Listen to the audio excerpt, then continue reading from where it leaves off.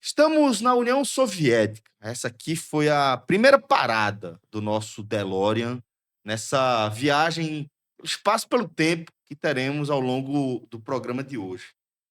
E para falar da União Soviética, eu gosto de usar uma frase que eu acho que, para mim, ela ajuda a definir muito bem como darmos um pontapé inicial de uma forma mais clara, né? Porque a União Soviética, ela não vai nascer de um conjunto de ideias. A União Soviética, ela vai nascer de um colapso. E é por isso que é importante a gente pintar um pouco aqui de como era o contexto histórico, né, da Rússia naquele momento. Aquele momento, na verdade, a gente vai falar do Império Russo do czar Nicolau II, tá? Monarca que vivia um momento de baixíssima popularidade por uma série de questões, uma série de quesitos. Para começar, o Império Russo, mesmo se você for comparar com outros impérios da época, ele era um império bastante defasado estruturalmente e também conceitualmente dentro daquele período. Vinha também de uma derrota que não estava muito na conta, né? O Império Russo, que já era gigantesco naquele período, fazia fronteira com o Japão, basicamente ali, fronteira marítima. Inclusive, há ainda contendas entre as duas nações até hoje, pelas ilhas Kurilas, ali no norte do Japão. Você fazer, para quem não é da época, você imaginar essa União Soviética, que a gente tem um mapa aqui, fazer uma fronteira com países da Europa e uma fronteira marítima com o Japão, já é uma carta de apresentação do que foi e do tamanho dessa área, né, que formou a União Soviética, mas que já era um império gigantesco. E na própria Europa, se você fizesse o recorte só na Europa, já chamaria atenção. No momento que a União Soviética fazia divisa com a Finlândia, mas fazia com a Romênia. Perfeito, perfeito. Finlândia, Romênia, marítima com o Japão. E Estados Unidos, tá? Lá em cima, entre a Sibéria e o Alasca, que quase se tocam. América do Norte, né? Também chamado de Estreito de Bering. O Estreito de Bering, inclusive, por onde passaram boa parte, Então, né, veja, faz fronteira da humanidade marítima com os Estados Unidos. Detalhe, chegava a fazer, porque chegou até o Alasca, né? Então, Sim. fica com o Alasca aí, pronto. Aí, com os Estados Unidos, com o Japão, territorial com a China, com, sei lá, um terço da Europa, assim. Só não tem com o Brasil ainda. Ainda. No que depender Da Rússia. do atual czar. Arrumar a casa ali, arrumar a casa. Ó, vamos fazer uma coisinha. Esse Suriname é de quem?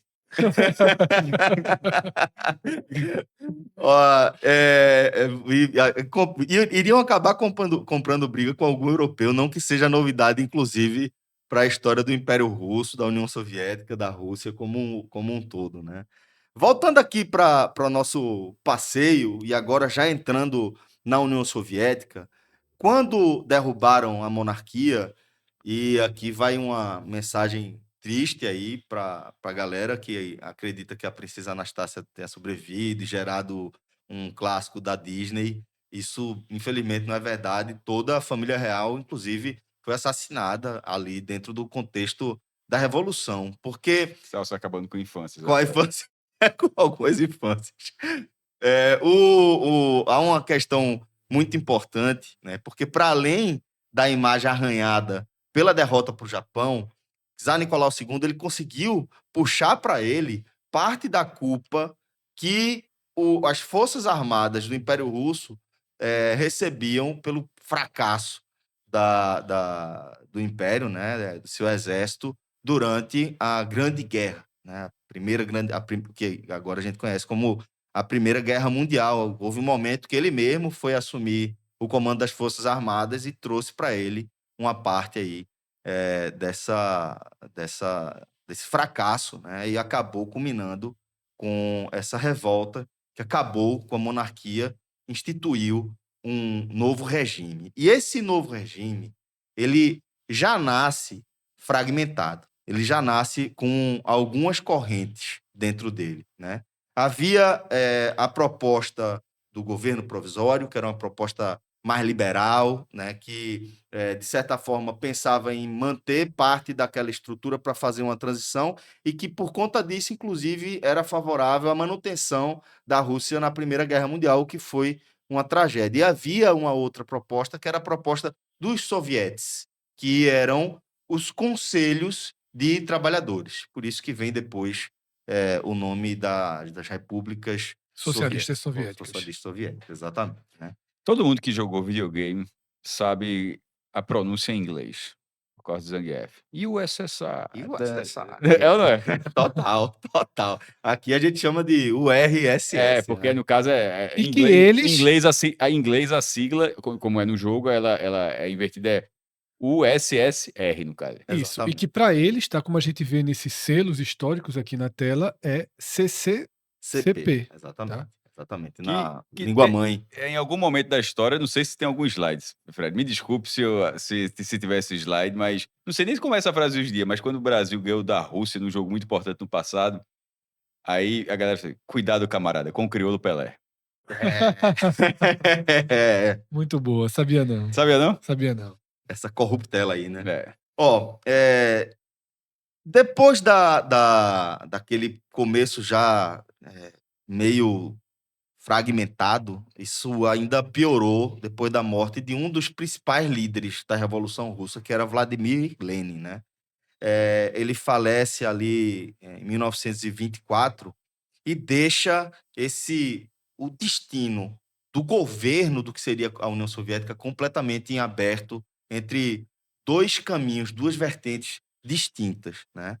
Trotsky, que era mais próximo dos ideais de Lenin, inclusive, ele defendia que a União Soviética ela passasse a investir também no apoio a outras revoluções, fornecendo capacitação, fornecendo, inclusive, soldados e oficiais que pudessem contribuir com outras revoluções pelo mundo. Enquanto Stalin, ele defendia um fortalecimento interno a partir de um controle maior. E Stalin conseguiu fazer isso, a gente sabe, né, que Stalin ele foi o vencedor aí dessa briga interna, e é muito importante que aqui a gente faça uma separação, que a gente separe o que era o ideal da Revolução Russa e para onde se pretendia caminhar, né, teoricamente, e para onde se caminhou com a ascensão de Stalin, que conseguiu fazer isso porque ele ocupava um cargo de secretário que era responsável por definir quem ocupava que vagas e dentro das diferentes repúblicas em todo o espaço ali da máquina pública. Então, a partir daí, a gente vai ver a cara da União Soviética mais parecida com o que a gente acompanhou, né, ao longo da nossa trajetória inteira, né? Deixa eu fazer uma pergunta, Celso. Quando você fala uma cara da União Soviética mais parecida com o que a gente acompanhou, quando o Celso estava construindo essa frase, eu remeti imediatamente ao cinema, tá? Uhum. Ao cinema basicamente produzido nos Estados Unidos. E a gente pensa em Rock, né? Que Sim. tem aquele duelo contra o Ivan Drago. Ivan Drago, o boxeador Tava topado. soviético, tá? E se construiu muito no Ocidente essa imagem, né, desse bloco de um país extremamente fechado, muito próximo de um regime ditatorial. Como é que a gente deve tratar, de fato, esse período? Essa construção da cultura pop que foi uma construção da cultura pop que a própria União Soviética, ela surfou um pouco disso, tá?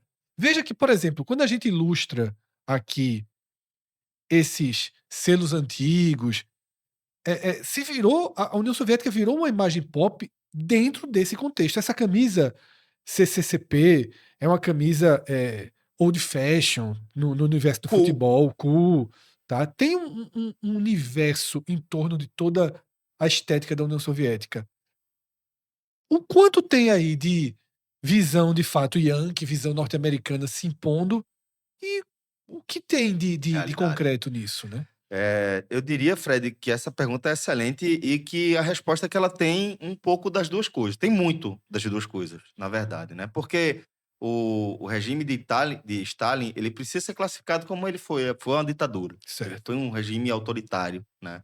E foi uma ditadura onde não havia sequer possibilidade de você rodar o poder interno dentro do próprio partido. Porque vamos pensar na China, tá? A China que, depois da falência da União Soviética, virou o grande case de uma experiência socialista, Certo. né, no nosso mundo. A China, ela promove eleições Dentro do internas partido. dentro do partido. Que a gente precisa entender é que é uma estrutura muito diferente do que a gente está acostumado aqui, do multipartidarismo. Porque a ideia, no campo socialista, é de que o socialismo, os países socialistas, eles precisam se proteger da força das nações capitalistas, que são as forças dominantes, são as Então, forças que nem regem abre margem para a mudança do sistema. Abre não abre. apenas para a mudança de pessoas. Exatamente. Para você pode mudar ideias ali dentro, mas E você na União Soviética de Stalin isso não acontecia. não acontecia, ele mantinha o poder debaixo dele. Era enquanto a União Soviética ela era um projeto coletivo de expansão da visão socialista, que é uma visão extremamente popular, né, que foca de fato no coletivo e no poder e no papel do Estado enquanto garantidor dos direitos da população e da população que mais importa, que é a população de base, e não a que forma as exceções, a que forma as elites. Era um governo muito. Como é que a gente fala? Muito egóico, muito Certo. egocêntrico, muito centrado na figura do próprio Stalin, né?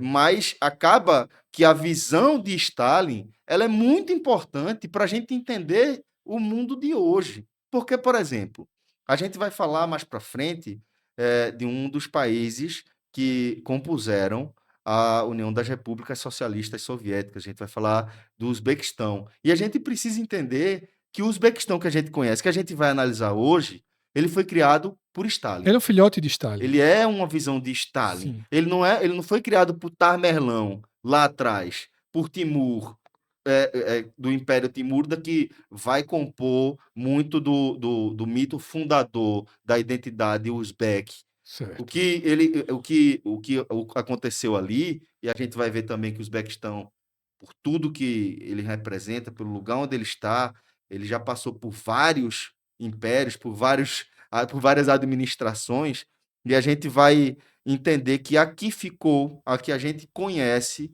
ela é uma coisa mais moderna do que a gente imagina para um país tão antigo, né? E essa questão de Stalin, Celso, existe algo na Rússia, tá? E que foi feito na União Soviética de Stalin, que sempre marcou muito, que são as estações de metrô, né?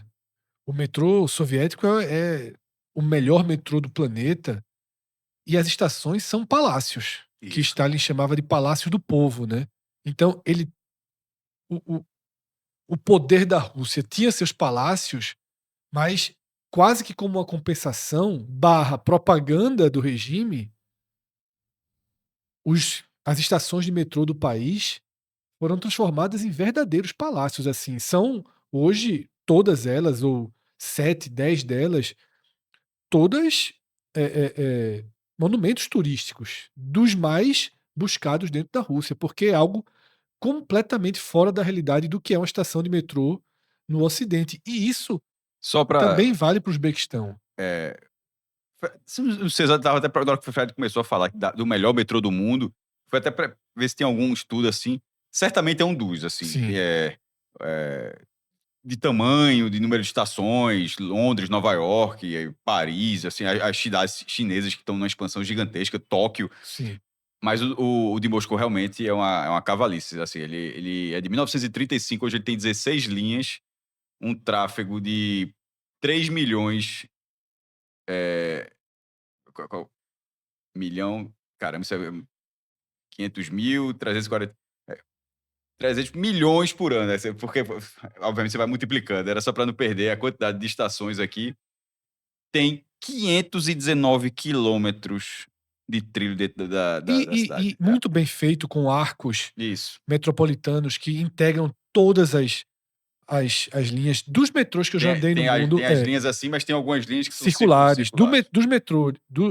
Dos metrôs que eu já andei no mundo, o que mais me impressionou por eficiência é o metrô russo, e a questão das estações aí não existe nada igual, porque de fato são palácios, Vou tá? tentar ler aqui o nome da mais famosa. Aqui é Komsomolskaya. São verdadeiros palácios seus. E que muitos deles, inclusive, foram duramente ameaçados aí durante a Segunda Guerra Mundial, que é outro evento muito marcante para a gente entender o que foi a União Soviética, né? Porque se a gente costuma compreender que o mundo que a gente vive hoje, ele é explicado demais pelos eventos da Segunda Guerra Mundial, a gente precisa entender a participação dos países aí na Segunda Guerra Mundial. E a União Soviética, ela tem uma participação central enquanto conceito da guerra, né? Porque o partido nazista da Alemanha, né?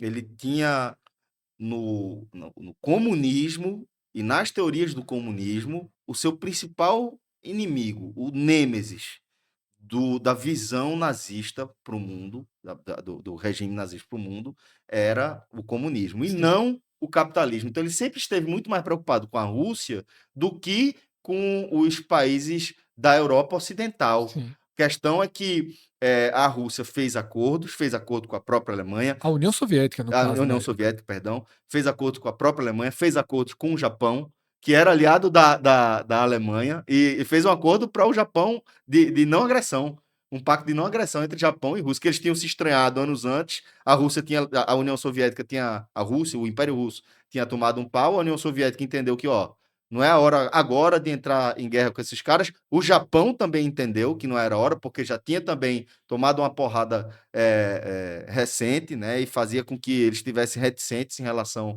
a um novo confronto, e acabaram se concentrando em guerrear contra os Estados Unidos, né? Para vocês terem ideia, a Alemanha, ela entra em choque ali com a União Soviética, e o Japão não entra, não vai ao auxílio da Alemanha.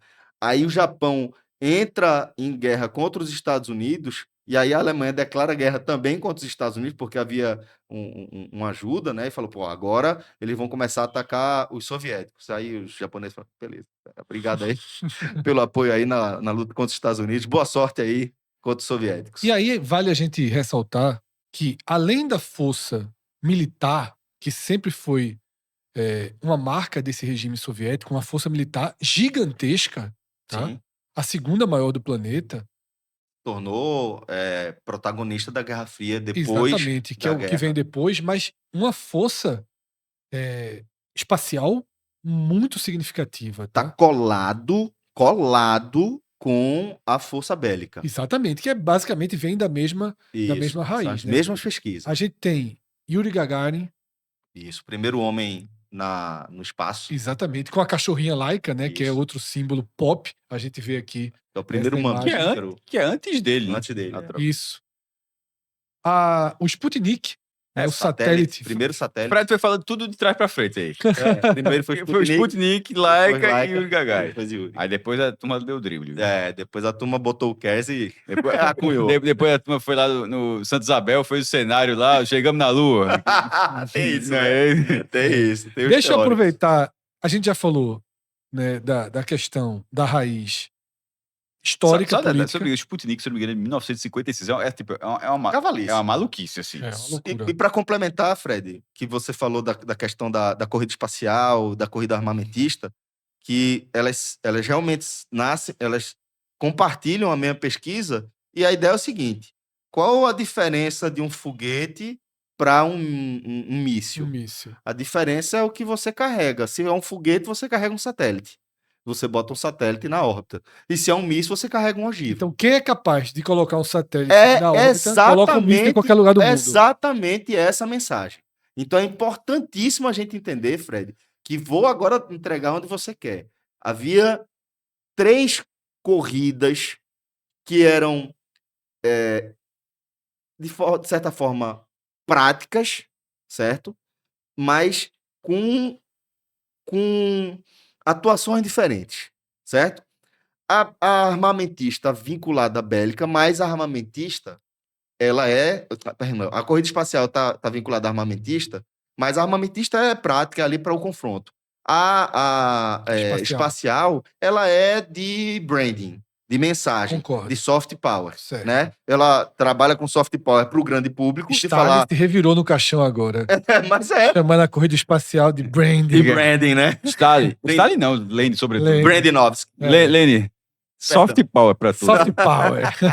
Ó, só pra... Camarada Lene. Aí só para concluir, mas então tem a corrida espacial, ela cumpre as 2 finalidades. Ela entrega a mensagem de guerra para quem precisa receber a mensagem da guerra, que são os governantes dos outros países, e a mensagem de poder, de pujança do seu regime para o resto da população. E aí vem o outro que a gente está mais acostumado a conhecer como soft power, que são os esportes. Sim. E aí justamente. é onde eles são a outra potência. Exatamente. Eu quase acertei. O Sputnik foi em 1957, certo? 4 de outubro de 57. A cada 1h30 dava uma volta na Terra. Pressa, viu? E teve ondas captadas via rádio, naturalmente, por todo o planeta, assim.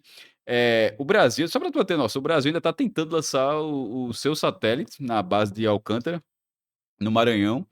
Deve estar muito perto de conseguir o projeto espacial do Brasil, mas a gente está em 2025. Assim, é meio maluco. Sim. Claro que. Não sei teve... se foi Santa Isabel também, não, viu? Esse Sputnik aí, porque assim, é muito maluco. O Brasil, mestre, ele é um país que ele é considerado. Esqueci exatamente como é a expressão, é um tipo de potência. Não, eu só quis dar um exemplo. Veja, eu só quis dar um exemplo do Brasil, mas na verdade 90% do mundo não consegue fazer isso, tá? Não, o Brasil ele tá numa categoria acima. Porque o Brasil, o que é que ele tem? Ele tem as tecnologias para fazer tudo, mas individualmente. Porque, por exemplo, o Brasil enriquece no urânio. Mas ele enriquece. Deixa, mas para você usar como energia nuclear. Enriquece com fósforo. E aí, tipo, o Brasil consegue. Tem tecnologia para lançar foguetes. Ele tem dificuldade estrutural e de investimento. Mas tem a tecnologia. E é aquela coisa. Juntando as peças do quebra-cabeça que a gente sabe que o Brasil tem, ele consegue construir uma bomba nuclear se ele quiser. Então, tem alguns países que eles habitam essa categoria, né? Mas não pode. Assim, isso. E no caso da... Tratado de não proliferação nuclear. Isso. E na parte da agência espacial, tá tentando, porque é meio uma regra. Cada um que faça o seu, né? Assim, não é o tipo de coisa que só... Toma aqui o projetinho, ó. Foi assim que a gente fez, não? Cada um desenvolve a sua forma. o seu projeto. Tá? E aí tem as Afinal, né? Branding. E agora, para a parte esportiva, pelo menos a parte do soft power. Eita, Fred, boa. Aí, esse troféuzinho, que eu acho que não era dourado, eu acho que não foi Fred que colorizou, creio. Não. Eu acredito que esse troféu era prateado. A IA aí, dessa imagem, porque essa é a Eurocopa. Essa campeã, primeira Eurocopa. Primeira campeã da Eurocopa. Ela tem essa base, não tem mais essa base. O troféu é só dali para cima, retirar essa base. Eu acho que ela foi até 96. Eu acho que depois de ou 2000, enfim, mas tiraram. E a Eurocopa agora uma maior cara de Copa do Mundo, a quantidade de sedes e tal. Essa aí, se eu não me engano, ela tinha as eliminatórias, mas a fase final da Eurocopa era uma Eurocopa de 4 países. E aí a União Soviética vence em 1960, a primeira Eurocopa da história. Cara, pô, como 60, demorou demais. A Copa América existe desde 1916. E o Aranha Negra, né, que a gente tá vendo ali. Yashin. Que até hoje tá, é considerado... é considerado o grande goleiro da história do futebol. Para algumas gerações é perdão, né? Mas ele é considerado o grande goleiro da história do futebol. Sim, e o prêmio de melhor goleiro da FIFA se chama Yashin, né? E por isso, Cássio, eu diria que é o grande nome do futebol russo, é o grande nome que ficou marcado para a história. E na década jogava de 60, todo de preto, né? O Aranha Negra. Né? E na década de 60, a União Soviética ela é semifinalista da Copa do Mundo, né? Assim, a Copa do Mundo de 66. Fica na quarta colocação. Terceiro lugar foi Portugal. Inclusive, essa imagem eu acho que é na Inglaterra, na própria Copa do Mundo de 66. Tem o maior cara de estado inglês aí, é muito provável. E aí, lá no começo do vídeo, Cássio, você tinha destacado como jornais brasileiros, né, repercutiram um jogo entre Brasil e União Soviética, ironizando aqui o CCCP, né? Camaradas, cuidado com o crioulo Pelé. Foi dito na época, né, Cássio? Que ano foi isso? Camaradas, cuidado, camaradas, enfim. Foi em 1958. Ano do primeiro título do Brasil. E quando o Sputnik foi lançado, Pelé tinha 16 anos. Assim. Só para contextualizar ali, a turma lançou para o espaço. E no ano seguinte, na Copa do Mundo, na Suécia, aí o Brasil é o ano do primeiro título mundial do Brasil. O Brasil estreia vencendo a Áustria por 3-0. Depois empata com a Inglaterra em 0-0. E aí passa a ter Pelé e Garrincha como ataque. Porque, detalhe, eles não começam a Copa do Mundo como titulares. E, assim, Pelé, obviamente, já era... senão não estaria na seleção, né? já era apontado como uma grande joia. E aí, acho que pegaram assim, lá, dá pra encaixar como? Porque se fosse CCCV, cuidado, camarada, com o crioulo Vavá. Tá entendendo? Tá entendendo? Certo. Eu tô dizendo Vavá porque, inclusive, o Brasil vence o jogo com 2 gols de Vavá. Então, eu acho que o P ali, tomaram muito cuidado com o Pelé e esqueceram o Vavá. Esqueceram o Vavá. Se fosse CCCV, aí... E é importante dizer o tamanho desse jogo, porque a gente tá falando de um time que 2 anos depois, de uma seleção que 2 anos depois seria campeã europeia, tá? E o Brasil vence... E o Brasil, semanas depois, seria campeão do mundo. Vence a União Soviética na campanha do título de 58. A União Soviética jogou 7 Copas do Mundo, tá? 58 a primeira e foi até 90. E com essa derrota, ela teve que jogar um playoff com a Inglaterra para passar de fase e detalhe, passou. A União Soviética, ela chegou até as quartas e foi eliminada pela anfitriã Suécia. Perfeito, tá? Agora, Cássio, para nossa geração, existe um outro Brasil na União Soviética que é histórico. Caramba, eu ia errar. De vez em quando o Fred fala como se fosse... Não, eu pensei que tu ia meter a foto de Salenko aí, pô. Não, mas aí não era mais a União Soviética, era a Rússia. Pergunta para Salenko. Pergunta para Salenko para que ele estava defendendo. Aqui, Cássio, uma final olímpica que marcou a nossa geração. A União Soviética tira o tão sonhado ouro do Brasil em 1988, nos Jogos Olímpicos de Seul, quando a União Soviética conquistou o seu segundo título, tá? Em 1988. E aí tem todo um cenário. Ou seja, ela era, na verdade, perceba ali que 56 ela era a atual campeã olímpica quando vai para o Mundial. Perfeito. Naquele jogo do Brasil, era atual campeã olímpica e depois foi campeã europeia, perde para o Brasil na Copa de 58. Mas a vingança nos vem países forte aqui. socialistas e da cortina de ferro daquela região, o profissionalismo não era muito fácil de botar no papel o que é e o que não é. Exatamente. Certo? E então, durante muitos anos, o torneio olímpico de futebol, ele acabou... É só ver, a Hungria 3 ouros, a União Soviética 2 ouros. O pessoal que tava ali, meu amigo, foi ouro demais para aquele pessoal. Porque enquanto todo mundo mandava... Porque não podiam ser... Tinha algumas regras, assim, me perdoe se eu errar algo, mas assim, você não podia ter um determinado número de jogos pela seleção principal, não podia ter X jogos como profissional e tal. E nessa relação, em tese, não eram profissionais.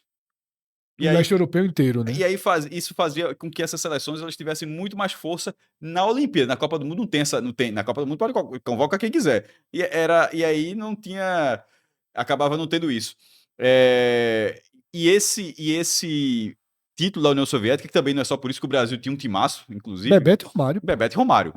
E detalhe, e Tafarel. É uma parte do time campeão mundial de 94. Então o Brasil tinha um timaço.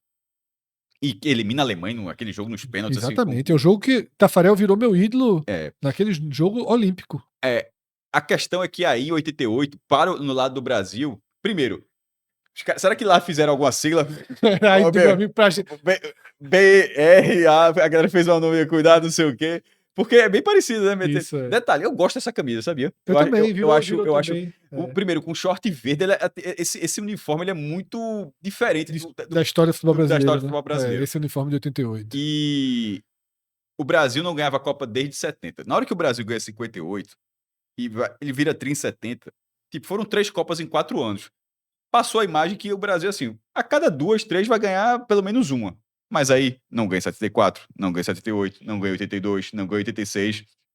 Vai acumulando frustrações e detalhe. E isso você tem que ser sem ter Copa América para balancear. Sim. Era não ter título nenhum. Perde o Mundialito para o Uruguai.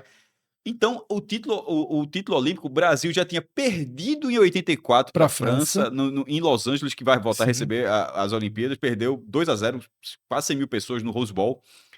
Então, era o Brasil que não tinha título, é o Brasil que tinha sido vice, é um título que o Brasil não tem.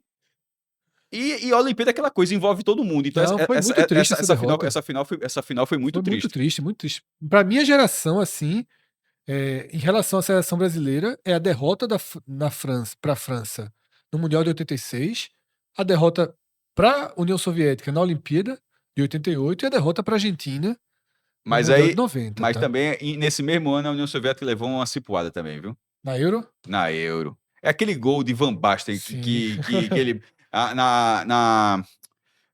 no antigo estádio do Bayern, que agora não é, aliás, né? É o de Munique, o Olympia Stadium. E aí a Holanda, é o único título da Holanda, inclusive.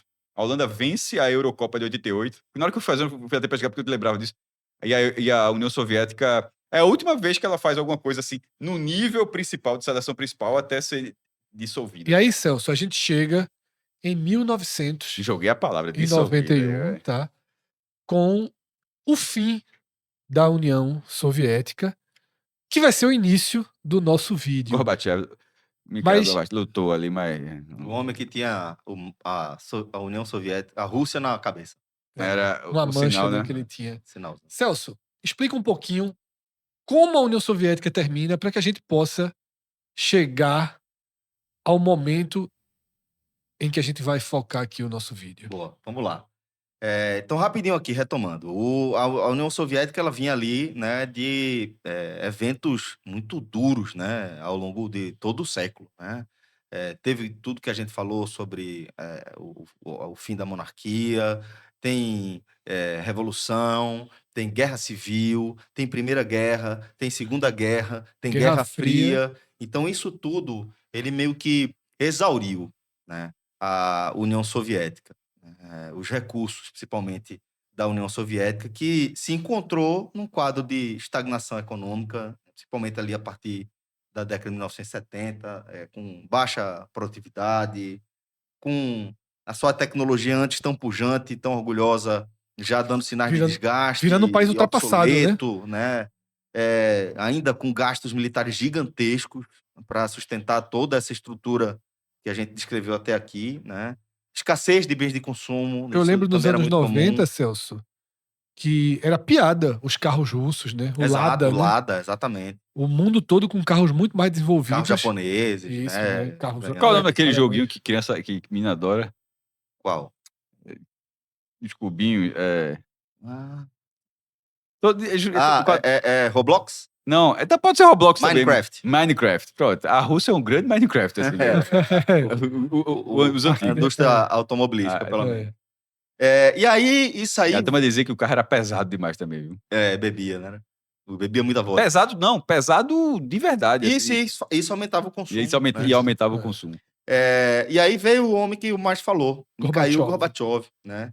Ali, em meados da década de 80, com a proposta de abertura econômica para salvar o socialismo. Então ele veio com 2 grandes planos. McDonald's em Moscou. Tem, Fred, tu já foi? Tem. Essa altura teve e saiu, né? Saiu quando invadiu a Ucrânia, começou esse movimento a sair. Isso. E aí uma marca local passou a assumir todos os restaurantes e passou a ter o Big Deixa comigo Makovsky. aqui, ó. Deixa Big comigo, Makovsky, deixa papai. Deixa aqui com o papai. Big o quê? Makovsky. Big Makovsky. Mas aí Gorbachev ele lança 2 programas, né, que foi a Perestroika Sim. e a Glasnost, né? Uma previa reformas econômicas estruturantes e até uma adaptação do país, da estrutura do país para o capitalismo. William Bonner não, porque ele não era ainda. Era Cid Moreira. Cid Moreira falou muito. Boa noite, a perestroika. Falou muito. Falou muito. Falou Muito. Hã? Falou. Eu tô falando sério. Já foi Celso falando, eu voltei aí. Sério, a perestroika. Teve demais. E aí, Teve. a gente tem também a Glasnost, que era a coisa da abertura política, abertura para a imprensa, para ampliar para as vozes divergentes. Uma abertura tal. controlada, né? Controlado. Como qualquer coisa Mas soviética. foi mais do que suficiente Ok.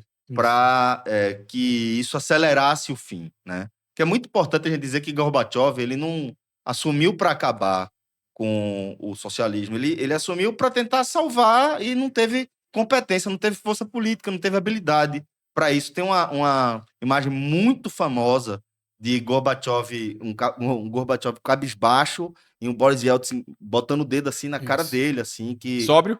eu acho que talvez Yeltsin.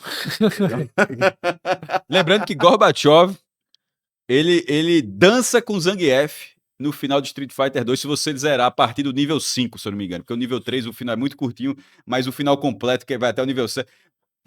É verdade, a galera... É Capcom, não é, Celso? Capcom. A Capcom teve pudor nenhum, bota Gorbachev aí no jogo. É verdade. Porque é isso que eu falei. Existe uma... A União Soviética Zangief foi chora. transformada Zangief chora quando... em algo da cultura pop invertida, né? Isso, exatamente. Zangief se emociona quando emociona. Gorbachev... Aí eles dançam aquela dancinha russa de... Cossacos, dos Tu cossacos sabe russos. o nome, meu irmão? A dança dos cossacos russos. Exatamente. É. É por causa de Luiz Gonzaga. Vem cá, cossaco. Cossaco, pronto. dança agora.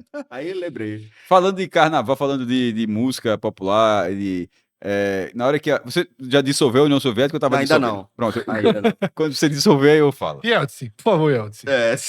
Termine o serviço.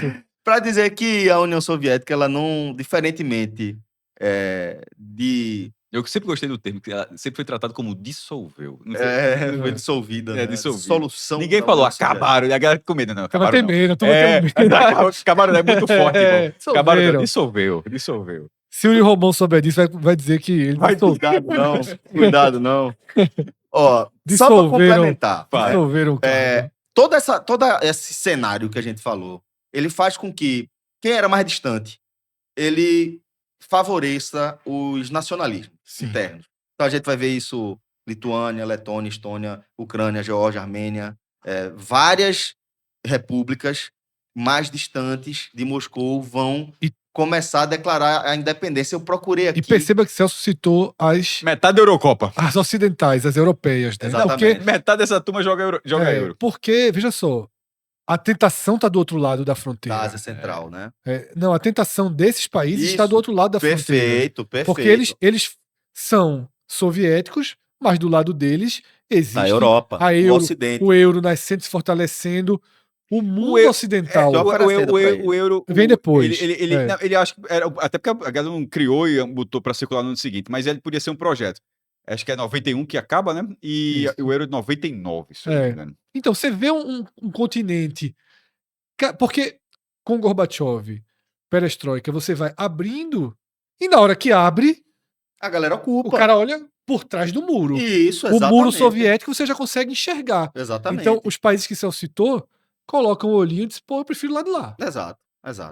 Tudo que eu não tinha acesso, tudo que eu não sabia que existia, Isso. Mas antes, tem do lado de lá. mas antes disso, teve o bacalhau do Batata. Que foi? Comunidade independente dos comunidades dos Teve, Estados exatamente. Independentes. O SEI. Teve. O bacalhau do Batata. Assim, Teve. que bota no Google aí pra quem não conhece. Aí, Teve. tem a Olimpíada ano que vem. Vamos terminar. Tu faz só, Jorge? Eu vou nada. Não foi. Vai só, Vai Jorge. só, vai só, Vai só. Jorge. Vai só. É o cavalo do cão, vai só. Vai só. Vamos junto uma última vez. Bora de 100 aqui. Foi, 92, Barcelona. Ganhou os jogos, Muita inclusive. coisa, sim. E, por fim, para dizer que a União Soviética termina com a assinatura de um tratado entre Rússia, Belarus e Romênia e Tu Ucrânia. chama de Belarus já? Acostumasse porque era Bielorrússia, Bielorrússia. virou Belarus, né? Mas virou Belarus. Já Virou. tá certo. Acho que eu Agora, Tchequia vai ser difícil, viu? Vai ser difícil. Tchequia eu já chamo, mas Consigo não. de vez em quando, até quando eu tô aqui com você, eu chamo República Tcheca. Então, essa história que foi de. Você é medo, tá ligado? Da resenha. É medo da Da resenha. Essa história que foi de 1922 até 1991, a União Soviética é dissolvida e aí a gente passa a ter novos países entrando Só pro jogo. um detalhe. tá? A União Soviética, que a gente não falou, ela tinha 22 milhões... De quilômetros. Não é mil, não. Acho que é milhões mesmo. Milhões, 22 claro. milhões de quilômetros quadrados. Aí dissolveu aí a Rússia. Acabou a Rússia. 17 milhões. Você vê? Fica com os 5 aí. É, ó, isso você- tudo vermelho que você tá vendo é a União Soviética, não, É a tá? Isso é a Rússia. Rússia. Ou seja, Tá? Acabou o povo todo dividiu 5. acabou o país, o maior país do mundo, com assinatura, e nasceu outro. Né? Nasceu outro. Continua sendo Exatamente. o maior do mundo. Além da Rússia, tá? A União Soviética, ao se dissolver, deu vida, independência para Estônia, Letônia, Lituânia, Bielorrússia ou Belarus, Ucrânia, onde hoje existe todo o conflito, porque tem outras regiões aqui pelo meio, como a Crimeia, É guerra o nome, que viu? buscam Independência. sua independência, mas Ucrânia, Moldávia, Geórgia, Armênia, Azerbaijão e aqui a parte asiática, tá? Cazaquistão, Uzbequistão, Turcomenistão, Tajiquistão e Quirguistão. Essa cor diferente é só para sinalizar A Ásia, né? a Ásia, certo. Caramba, a turma do Tão ali, meu irmão, é grande, viu? Família grande ali. Viu? Exatamente. E é sobre uma dessas famílias que nós vamos falar A hoje. família é Cássio. grande. É uma dessas famílias que é o. Enfim, Estamos, portanto, dessa forma, chegando à abertura do segundo episódio do Mundo da Copa. Se você assistiu Game of Thrones, tudo que a gente falou até agora é aquela cena que o cara sai da muralha, vê pela primeira vez o caminhante branco e depois começa. Exatamente. Exatamente. Até aqui tudo é prólogo. Porque Exatamente. agora, A Fred, diferença é o tamanho do prólogo de cada um. e do episódio Aí do também. episódio. Pois é, Fred, porque agora chegou a hora de a gente falar da nossa série O Mundo da Copa, chegando agora para o seu segundo episódio, mas uma série onde prometemos contar as histórias de 48 países, mais 480 histórias que precisam ser contadas. Se você ainda não viu o nosso vídeo sobre o Haiti, está disponível lá para você. Não é uma série que ela precisa seguir uma ordem cronológica, então você pode deixar para ver. É o uma nosso antologia. É uma antologia. Tá vendo aí? perfeito. E aí são 480 histórias nessa série. Restam 469. Porque a primeira história que a gente precisava contar sobre o Uzbequistão, contamos até aqui. Eu já tava preocupado. Assim, A União Soviética é a primeira história que precisava ser contada sobre o Uzbequistão, porque ele vem de dentro da União Soviética. Claro que existe vida no Uzbequistão antes de 1922. Essa vida também vai ser contada aqui sobre um país que tem o seu DNA soviético, mas também tem outras faces. Quando a gente olha para a bandeira do Uzbequistão, parte do significado daquela lua Crescente. está relacionado ao islamismo, Isso. tá? Um país que é muito islâmico, mais do que qualquer outro país da ex-União Soviética, tá? Muito religioso, muito islâmico. Isso é um simbologismo, tá? Que já vem na sua bandeira. E a partir de agora a gente começa a contar a segunda história necessária que precisa ser contada sobre o Uzbequistão, e é a história do futebol.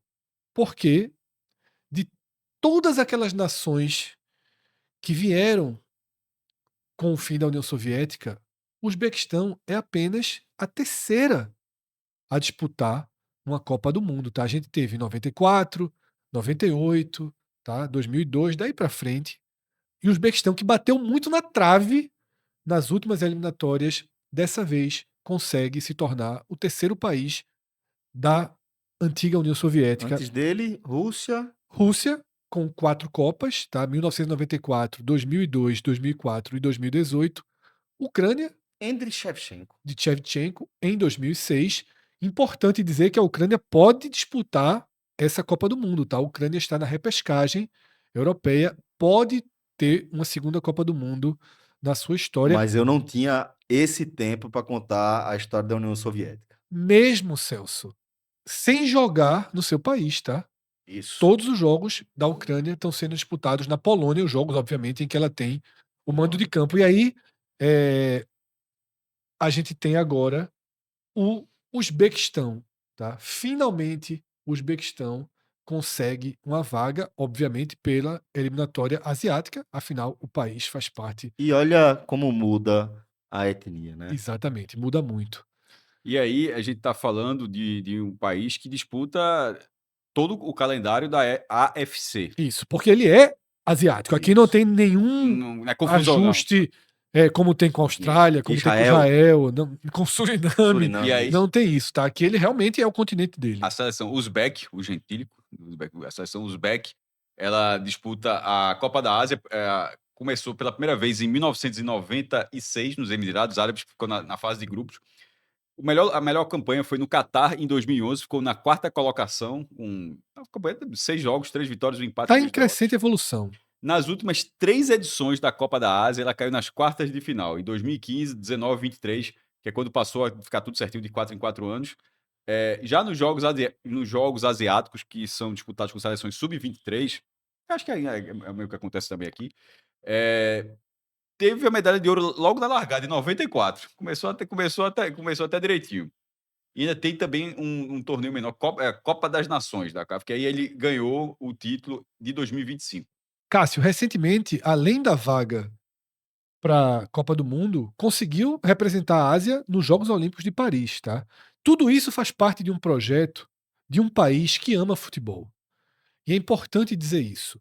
Nem todos os países que vão para a Copa do Mundo têm o futebol como o seu primeiro esporte.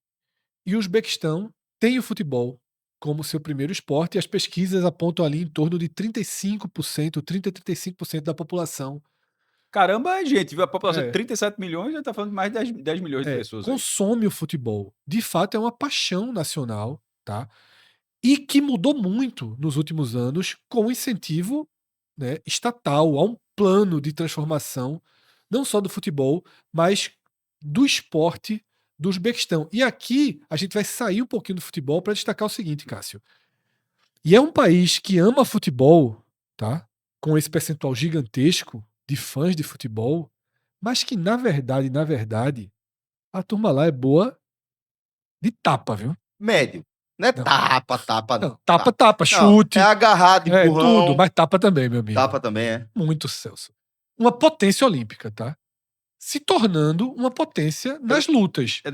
Pelo visto, da segunda semana, né? Veja só, esse é aquele país que quando a gente tá fazendo a cobertura da Olimpíada, a gente se irrita. Tá o Brasil, um sofrimento para ganhar a medalha. Quando a gente olha, ganhamos 2 posições. Aí, termina o dia, os Uzbequistão em 13º. Veja só, foram 8 medalhas de ouro em Mas Paris. geralmente tá? na segunda semana a turma já tá em casa. 8 medalhas de ouro em Paris, 2 de prata, 3 de bronze, tá? 5 das 8 no boxe. Muito tradicional. Isso. Extremamente tradicional. Boxe, judô, luta livre e taekwondo, tá? São as 4 modalidades que deram medalha para o Uzbequistão em Paris. Então, eu quis fazer aqui esse destaque de que, pô, o futebol é o esporte número 1 no país, é a paixão do país. Mas há um trabalho nas lutas Mas pode ser muito enraizado, isso né? Judô não é e exatamente um boxe, trabalho. wrestling também. E não necessariamente é um trabalho, claro que mas assim, veja, o quanto isso serviu à União Soviética durante... Muito. Serve aos Estados Unidos, serve à China. Não. Falando em relação, tipo, essas medalhas que são do Uzbequistão, não é que virou, e agora a gente faz o quê agora? Não, A União Soviética tinha isso, a potência ela tinha suas regiões, né? E aqui, essa região aqui é a região, não só do Uzbequistão, mas do próprio Cazaquistão, que tem o halterofilismo, tá? é uma região muito forte nas lutas, né? O halterofilismo também pega ali aquela parte Geórgia, aquela parte ali Principalmente, né? da Europa, é até mais, por isso que eu puxei para cá, né? Ali é mais o leste europeu e aqui na Esse é Ásia o Central são as quadro final lutas, de tá? medalhas, né? Quadro final de medalhas, O Brasa tá? foi 3 ouros só.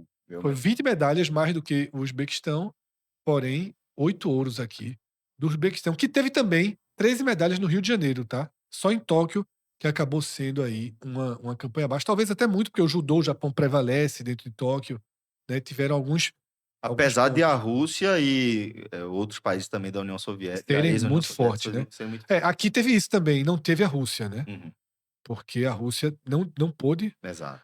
por conta da invasão à Ucrânia, disputar os Jogos Olímpicos de Paris e também não vai para a Copa do Mundo, tá?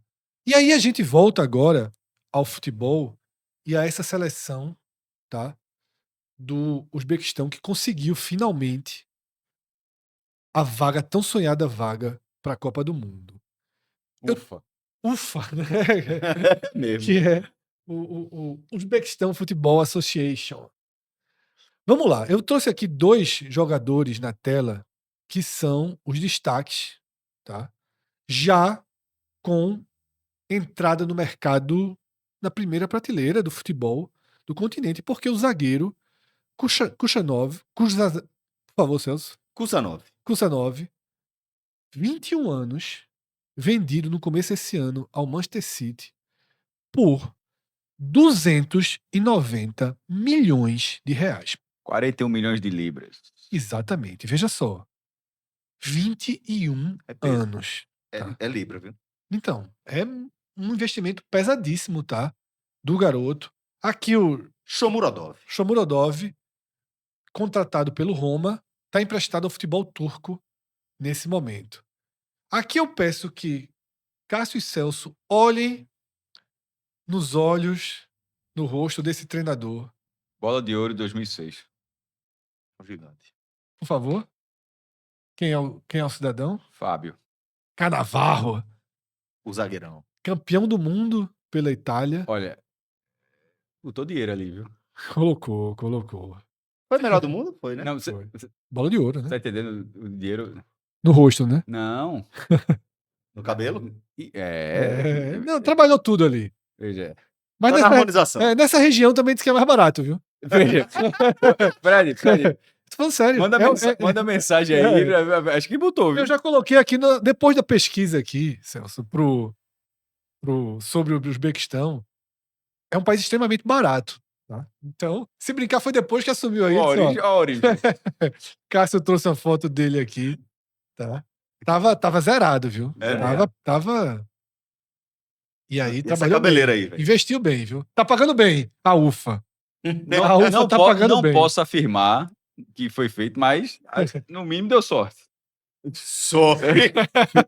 Não me deu. Acordou esse. Eu já vi. Fez Eu assim, ó. já vi. Eu já vi. Voltou. Muita propaganda chega pra mim, né? Desse tema. Por algum motivo que eu não sei dizer qual é. E sorte nunca foi me apresentado como uma possibilidade. Mas é isso. Essa é a seleção. Tá? O único zagueiro, Do só uma curiosidade, Uzbequistão. é o único zagueiro, o italiano, Fábio Eleito melhor Cannavaro, do mundo, né? capitão da seleção italiana e campeão do mundo de 2006, é o único zagueiro a ganhar o prêmio de melhor do mundo do ano. Quase Van Dijk da Holanda ganhou, mas a galera inventou ali uma bola de ouro. Pra Messi? Foi pra Messi? Assim, é tanta já. Mas enfim, aí continua sendo o único zagueiro até hoje. Isso, então, são esses 2 jovens, tá um time muito jovem, um treinador experiente, campeão do mundo, tá? Que são as armas do Uzbequistão para a Copa do Mundo, tá? Caramba, os caras vão de Cannavaro. Vão de Cannavaro. Acho que vai. Veja, no mínimo, Corriere dello Sport vai fazer pauta, viu? Então vai lá cobrir, assim, porque realmente. Vão de Cannavaro, tá? Tem o Gazeta também, né? E já foram, cara. Acho que os dois nomes, Gazeta dello Sport. E é Corriere della Sera. Tá? Ah, é verdade. Quando o Corriere della Sera, o Papa. É verdade. Cássio, o Brasil tem um forte elo com o futebol, tá? Do Uzbequistão. Ali entre 2008 e 2010. Que taça. Rivaldo foi o principal jogador, Zico treinou e Filipão treinou um dos times mais tradicionais, mas não o maior vencedor do Isso. futebol uzbek, né, Cássio? Rivaldo, ele foi pro Bunyodkor aos 36 anos, jogou 3 temporadas, com 44 gols em 77 Foi jogos. artilheiro Assim, é bom em pra... uma das Não, temporadas. e ganhou a competição 3 3 vezes. vezes. Ele é tricampeão da É muito vencedor, Rivaldo, vice. da Superliga, a Superliga Uzbek, e também ganhou a Copa. Ganhou 2 vezes, como o Fred falou, teve Zico, teve Filipão. Mas o maior campeão, só para dar o Bunyodkor, na verdade, é o terceiro maior vencedor. Isso. O maior vencedor é o Paxtor Toskent. E aí, que é esse time aí? Pronto, ótimo. E aquele símbolo que você tá vendo aí é um algodão, que é o que significa o nome do clube. O nome do clube obviamente, tive que pesquisar um pouquinho. Pactacor. Mas a pronúncia, segundo aqui, é Paxtacor. Seria. E significa. Paxtar, até o tá significa algodão. Aí o final da palavra significa Sufixo. o produzir ou fazer, ou seja, Produtor. que é uma das commodities algodão, mais importantes do que vai país. ser parte fundamental do que a gente vai ter daqui para frente sobre o Uzbequistão, tá? Quando a gente sair dos esportes, o algodão vai ser além da história do algodão, essa história vai se ramificar em várias outras histórias. Esse clube, o Paxtakor do Tashkent, porque tava Tashkent, mas assim, a pronúncia seria Tashkent, tipo Tashkent mesmo, assim, exatamente isso. Detalhe, esse estádio não é dele, tá, Cássio? Esse estádio é do time de Rivaldo. Do Bunyodkor, né? Isso. Que é o maior estádio do país. É da capital. Sim, esse Tashkent. clube é o único que durante ele é de 56, como a gente vê o ano ali, mas ele é o único que durante a União Soviética jogou a primeira divisão soviética. Assim, o que conseguiu ascender... O Fla. O Fla do Uzbequistão. Do Uzbequistão. Do Uzbequistão. O Fla tá do outro lado, é Lokomotiv, não, claro, o Fla do Uzbequistão. Aqui não, ali pelo amor de Deus. Aqui é Remo. Tá até com a camisa homenageando, o casaco homenageando. É a cor do Remo mesmo. Vice-campeão da Copa da União Soviética e só a lista de maiores vencedores da Liga Uzbek. Paxtakor Toskent, com 16 títulos. O Neft... Pô, esse tá difícil. Eu tô aqui só pela pronúncia. Neft Fergana, com Muito. 6. O Bunyodkor, com 5. Aí ficou fácil. O Lokomotiv Toskent, esse aí é tipo... Botafogo de Ribeirão Preto. Botafogo.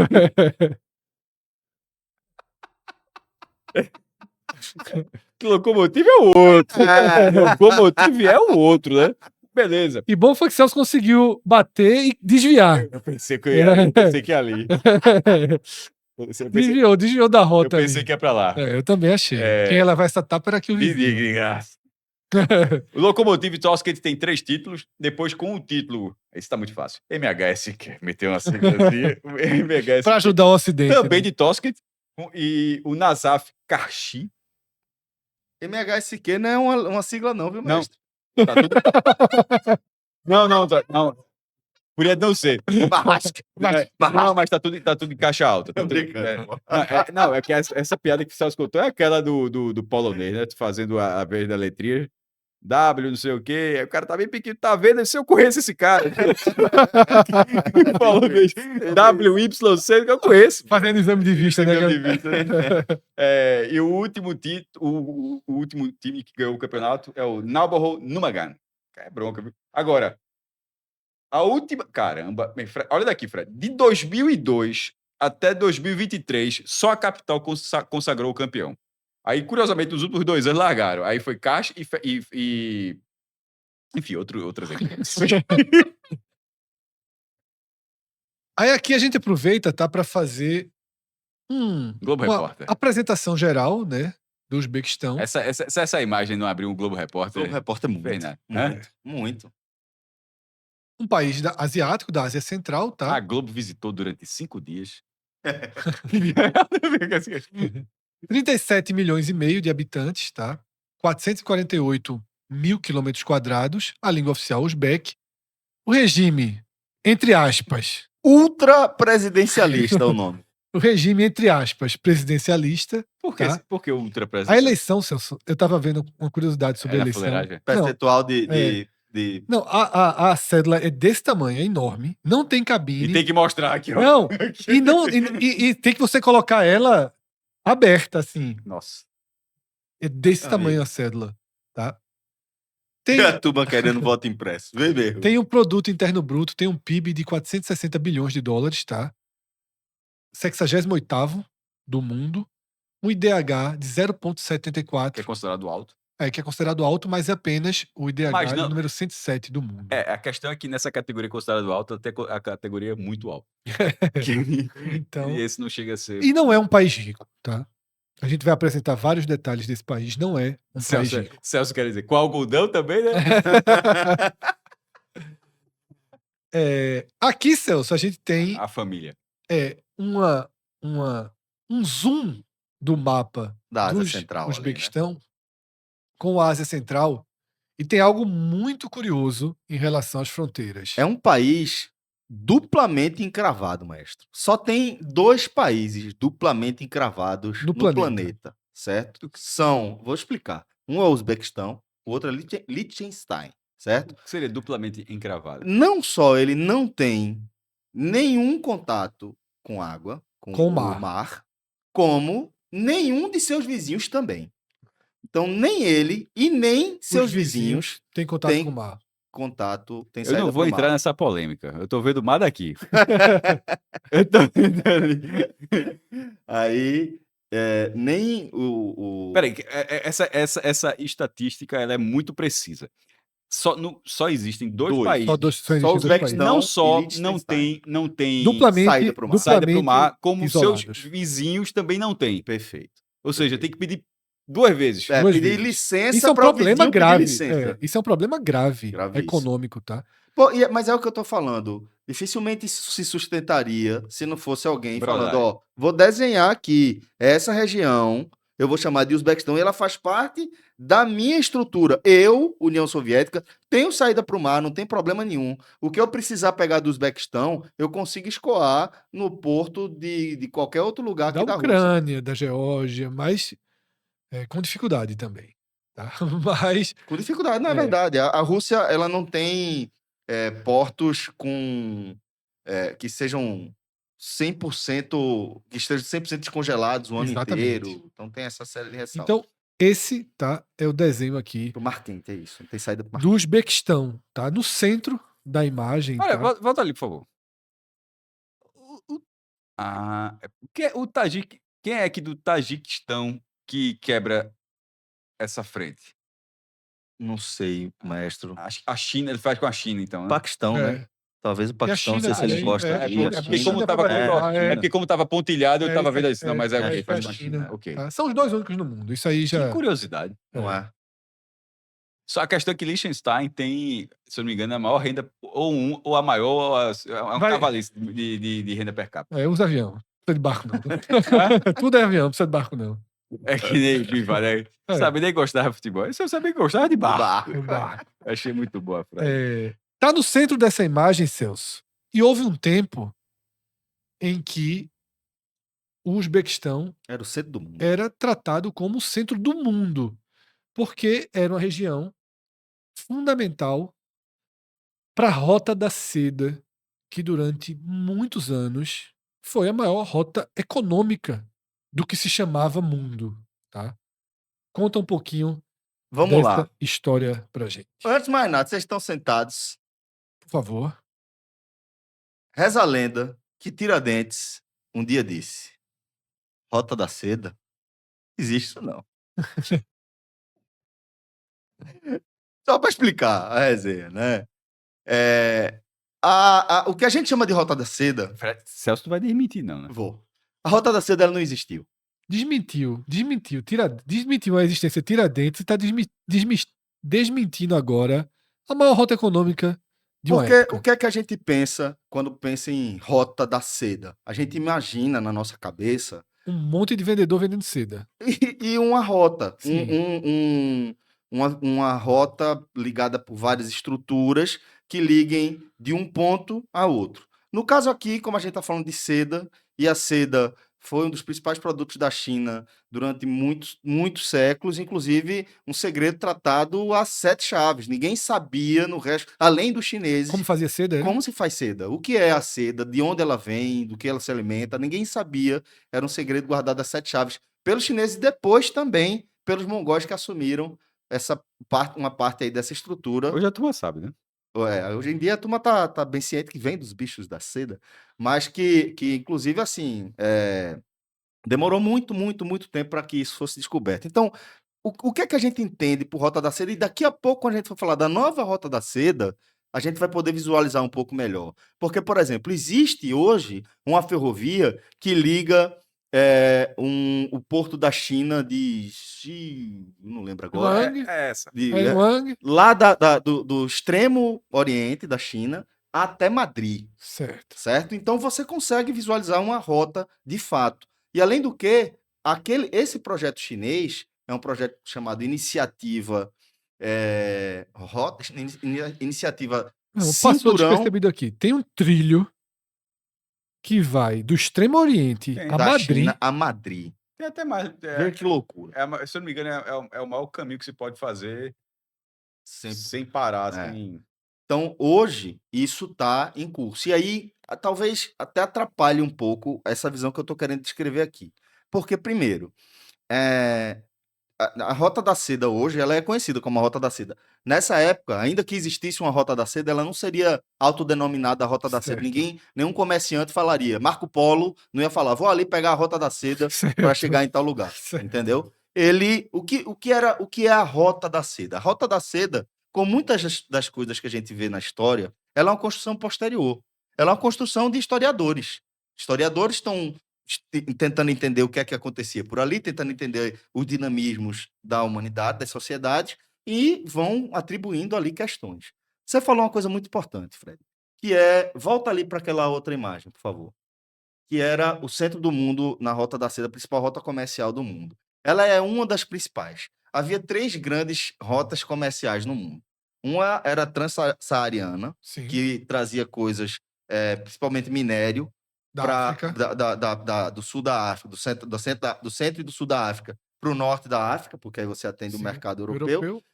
Tinha a rota das monções, que é a rota marítima que vem da Índia, dos Certo. produtos indianos, que é o que os portugueses e os espanhóis, em tese, estavam buscando Quando o caminho descobriram. quando esbarraram sem querer no continente americano, né? Então, que essa tinha um volume muito maior. Por quê? Porque é por mar, né? Claro. Aqui você tem que Uma rota atravessar, terrestre. aqui você tem que atravessar por cordilheiras, desertos. Então é um negócio muito mais complexo, feito por caravanas, maioria das vezes de camelo, então que não dá para você carregar um volume muito grande. Aqui tem um volume gigantesco em relação à troca de produtos. Mas por que é tão importante olhar isso aqui? Porque dessa maneira a gente consegue entender um pouco melhor a lógica do mundo. O que é a Rota da Seda? A Rota da Seda é, de fato, um espaço onde havia muitas trocas, certo? Trocas principalmente entre quem? E aí, vamos traçar um início para a Rota da Seda. Ali, por volta do século II, antes da Era Comum, né? Antes de Cristo, como queiram, né? O imperador chinês da Era... Vai tá. Era comum, hoje o consenso é esse. Mas Escrevendo muito. Mas um imperador chinês, Como o queiram. imperador Han, Como queiram. como queira. O imperador chinês, o imperador Han, mandou o embaixador aqui para a Ásia Central. Teve um cara que ficou puto porque no episódio do Haiti ele criticou o Trump. Esse cara agora. Por favor, Celso. Então, o imperador Han, da dinastia Han, ele manda um empresário, um gestor. emissário, Gestor. um gestor, manda um emissário, certo? Um diplomata para a área da Ásia Central. Henrico. Henrico Gasparini. Mandou aqui um emissário para a Ásia Central para estabelecer relações comerciais com essa área que é muito importante, Fred. Por quê? O que é que a gente está vendo aqui? Onde é que está localizada a Ásia Central? Está espremida entre a China e a União Soviética. Sim. Ela está separando também o Oriente Médio Sim. da Europa. Então, é uma área muito, muito central. A gente costuma estudar a história a partir de uma perspectiva. Normalmente, é a perspectiva eurocêntrica, né? Total. Então, então, se você partir da perspectiva eurocêntrica, vamos para a França, Para certo? nós sul-americanos, isso aqui é muito esquecido. Completamente, É. completamente. A história da Ásia Central é muito esquecida, mas vê E é como... fosse muito Game of- importante para o planeta. Vê a importância que eu Se vou fosse contar. Game of Thrones, é Essos. Exato, maestro. É isso que eu quero falar. Porque, veja, a Inglaterra, ela tá lá em cima. Westeros. A França tá lá em cima também, certo? O Egito, sei lá, a Itália, Roma, tá aqui em cima. Grécia também tá aqui em cima. Se você pensar onde as coisas eram produzidas e onde elas eram comercializadas, ou seja, onde é que isso acontece numa cidade? É no centro da cidade, não é isso?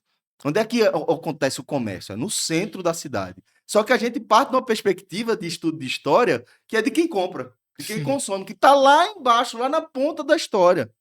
Então, eles tratam tudo com um certo orientalismo, um preconceito, uma criação em relação ao que vem do Oriente. A Rota da Seda é um pouco disso. A Rota da Seda é uma criação de historiadores europeus que vão tentar enxergar aqui que movimento era esse que acontecia. Por quê? Porque são os movimentos que geram as grandes dinâmicas da humanidade, da sociedade. Porque quando a gente fala que, vamos lá, principal negócio, principal produto era seda. Não era só seda, Sim. pessoas escravizadas, grãos, camelos, cavalos, tudo isso passava aí pela Rota da Seda. Mas junto com a grande rota comercial, o que é que se troca também? Cultura. Se troca cultura, se troca ensinamento, se troca aprendizado, se troca religião. Sim. A Rota da Inclusive, Seda... por isso que o Uzbequistão vira islâmico, né? Isso, exato. Mais para frente. Aqui, a Rota da Seda era uma rota onde se comerciava, ou se espalhava principalmente o budismo. A Rota da Seda, se a gente for pensar, talvez devesse ser conhecido como a Rota do Budismo. Mas a gente vive numa perspectiva de consumo também, então vamos seguir dessa forma até para efeito didático. Então, a Rota da Seda, ela é um período, certo? Ela não é uma estrada, ela não é uma série de estruturas interligadas, ela é um período que ela vai mais ou menos do século II antes da Era Comum até perto de Esse era comum. Eu 1500. nunca tinha escutado. Os teus pela Certo? primeira vez. Juro a você. Tô... Então, ela, O homem veio, meu irmão, lá de cima para chamar de Era Comum. ela vai rolar ali, certo? No século II antes Da Era Comum. de Cristo, Aprendi, até o agora ano de aprendi. 1500. E o que é que acontece no ano de O 1500? Brasil é descoberto. Começa as expansões marítimas. Com as expansões marítimas, surge uma nova dinâmica completamente diferente das relações comerciais. Porque, entre outras coisas, as nações que vão promover a expansão marítima, elas vão ficar muito ricas, muito poderosas. E vai começar a desvirtuar um pouco onde é o centro das coisas. A gente vai ver daqui, desse período aqui que a gente vai conhecer como Idade Média, né? Como idade, qualquer coisa, dependendo do que você esteja estudando, ela vai ser substituída por quê? Ela vai ser substituída mais para frente pelas revoluções industriais, que vão acontecer já onde? Já vão acontecer na Alemanha, Sim. já vão acontecer no Reino Aí a Unido, Europa e vira o aí centro do já mundo. vira o centro do mundo, tá? Tá. Então, eu queria fazer essa explicação para a gente entender que o Uzbequistão, ele era o coração da Rota da Seda, porque sim, os produtores eram chineses, mas a negociação acontecia aqui na Ásia Central. Exatamente. E, veja só, vê que coisa interessante. Se eu não me engano, é Sogdianos, eu vou procurar aqui. Sogdianos. Tem um povo chamado Sogdiano. Ele é de origem iraniana, certo? É um povo de origem Vou voltar iraniana. aqui o mapa para situar. Perfeito. O Uzbequistão está aqui, tá? Existe a arqueologia descobre que existe atividade humana desde 50 mil anos Antes da Era Comum. antes. Há 50 mil anos, já incluída a Era Comum. Mas há 50 mil anos, certo? Desde há 50 mil anos atrás já existia movimentação, atividade humana aqui, certo? Continuamente, se eu não me engano, de 6 mil para cá. Em forma de cidade, de 6 mil anos para cá. Mas tem um povo daqui que vai sair, que eram Pérsia, né? O Irã é a Pérsia, né? Isso. Eu estou tentando aproximar aqui. Então, um povo iraniano ele vai ocupar ali, são sogdianos, certo? O Uzbequistão. E eles vão ficar conhecidos como os maiores comerciantes de todo o mundo conhecido. Eles são tão bons comerciantes que eles passam a ser considerados grandes diplomatas, pessoas com grande capacidade para fazer negociações. E os sogdianos, eles vão dar, basicamente, o idioma da Rota da Seda. É um pouco do idioma persa lá, só que já adaptado, né, para o povo sogdiano. Então, em relação a ter sido o centro do mundo, foi, se a gente pensar nessa perspectiva de que os centros comerciais, os centros onde aconteciam as grandes trocas de experiências culturais, de experiências artísticas, de experiências religiosas, ou mesmo das grandes trocas, elas eram o coração do mundo. E elas entregavam suas mercadorias nas periferias, que eram, né, o que a gente conhece hoje como a Europa. Perfeito, Celso. Então, esse é O que capítulo- deveria ser a Rota da Seda. Isso, esse é o capítulo importante, um anticapítulo aqui. Já não sei, Cássio, se a gente conta naquelas histórias que precisavam ser contadas. Conta, pô. Conta, Conta, pode, claro não que pode? conta, Tá. pô. Ficção também vale, então. Ficção. A história de ficção. A história da Rota da Seda.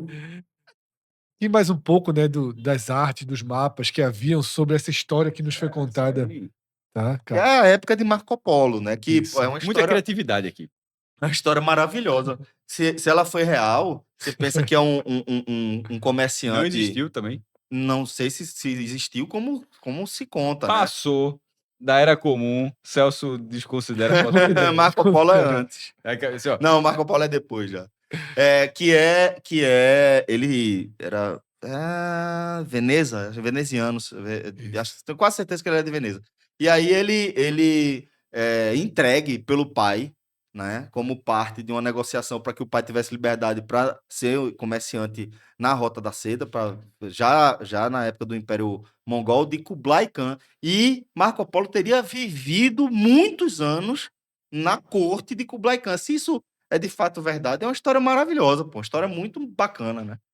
Aqui a gente traz um tabuleiro, Cássio. Olha aí! O mundo jogou, conheceu, que nós jogamos e conhecemos, tá? Que chamava essa região, isso é uma das histórias?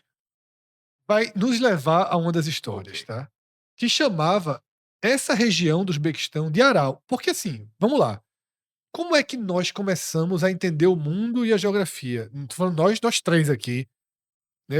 Esse A jogo, crianças, esse jogo tem uma importância grande. crianças e adolescentes que consumiam muito futebol e as outras brincadeiras da época, jogos de videogame, como o Cássio citou. Cássio citou que conheceu a questão da CCCP no jogo, no Street Fighter, né?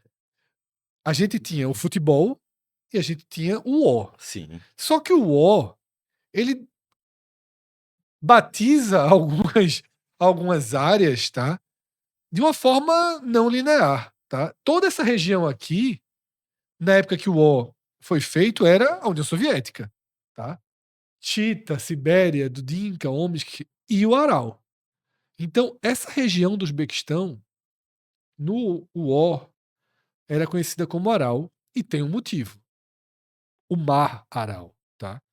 E a partir de agora, Cássio, a gente chega numa história que é uma das histórias mais impressionantes dessas 10 que a gente está contando sobre o Uzbequistão. É muito tá? impactante. O mar que virou deserto, tá? Eu assim, essa série está sendo muito interessante, Celso, para nos voltar a encarar a história do mundo Perfeito. e atualizado. Pô, nós somos homens aqui de 40 e poucos anos, 40 quase muitos anos. E faz muito tempo que estudamos história e o mundo mudou, as coisas mudaram, tá? Isso aqui havia passado completamente longe do meu radar. O Mar Aral ter morrido é algo assustador. Essa imagem aqui que vocês estão vendo é uma imagem real, pô. Isso não é Tiradentes, não é a Rota da Seda que Celso disse que não existiu, não. E nem que tu pegou de outro lugar para ilustrar. Isso aqui, tá, é o Mar Aral do Uzbequistão hoje, tá? Um deserto condenado.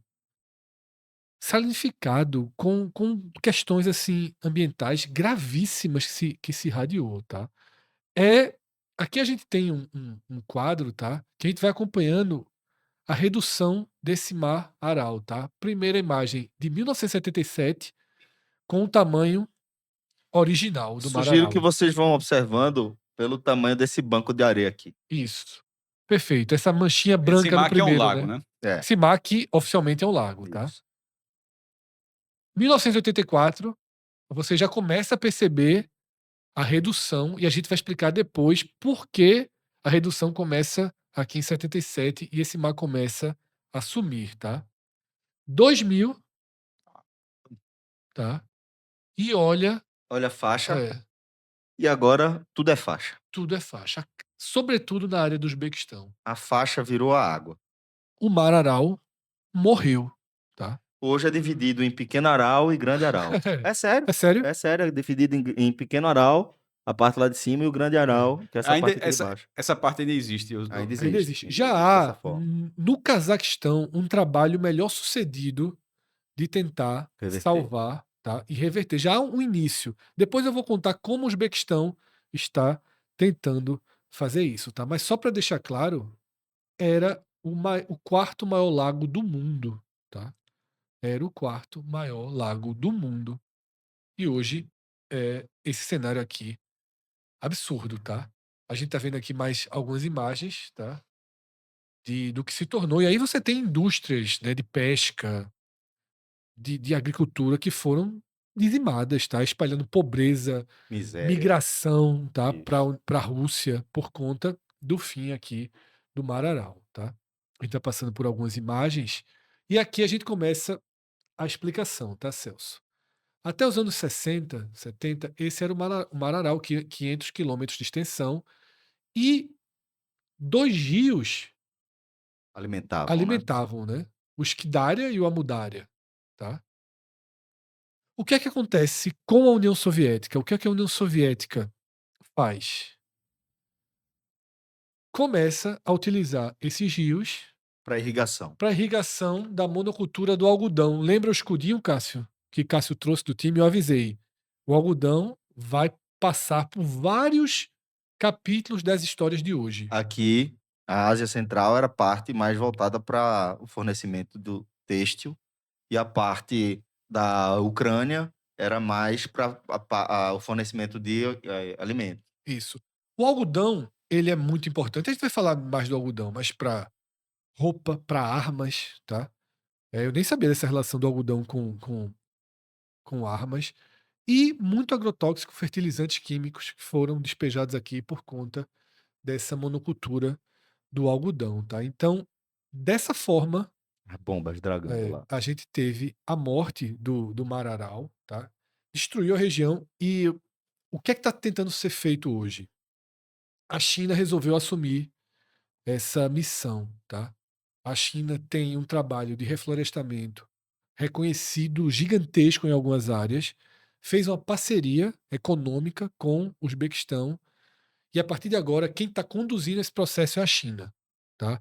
Vai começar com um trabalho de reflorestamento. Nova Rota da Seda. Vai começar com um trabalho de reflorestamento para que esse tentar salvar o Mar Aral, assim, porque de fato é algo assustador, né? Que a gente viu aqui um país, um lago sumir, um lago que chamam de mar, né? Daí você tira o tamanho do lago, tá? E aqui é uma informação que explica tudo. 1 quilo de algodão, 1 quilo, um saquinho de algodão, 1 quilinho de algodão, pede o gasto de 10.000 litros de água, tá? Então, é uma indústria muito nociva para o meio ambiente. Uma indústria muito, muito, muito nociva. E tem toda essa explicação da tragédia ambiental, da tragédia natural que o Uzbequistão viveu para valorizar, aqui a gente chega na sexta história, o ouro branco. Volta, por favor, Fred, uma tela. Só para aproveitar o gancho. Tem uma coisa assustadora para mim também sobre desperdício de água, né? Que é brutal. Indústria de bebidas também, Sim. né? É muito brutal. E sabe o que é, assim, pra mim, que mais... Gado, né? Pra mim, pior é a indústria da mineração. Porque vocês conhecem os minerodutos, Sim. né? Mineroduto passa... É um duto, certo? Que liga uma área mineradora, como, por exemplo, Minas Gerais, ao porto de algum lugar para você Certo. poder escoar aquilo ali, certo? Vem como o minério de dentro? É empurrando o minério para dentro?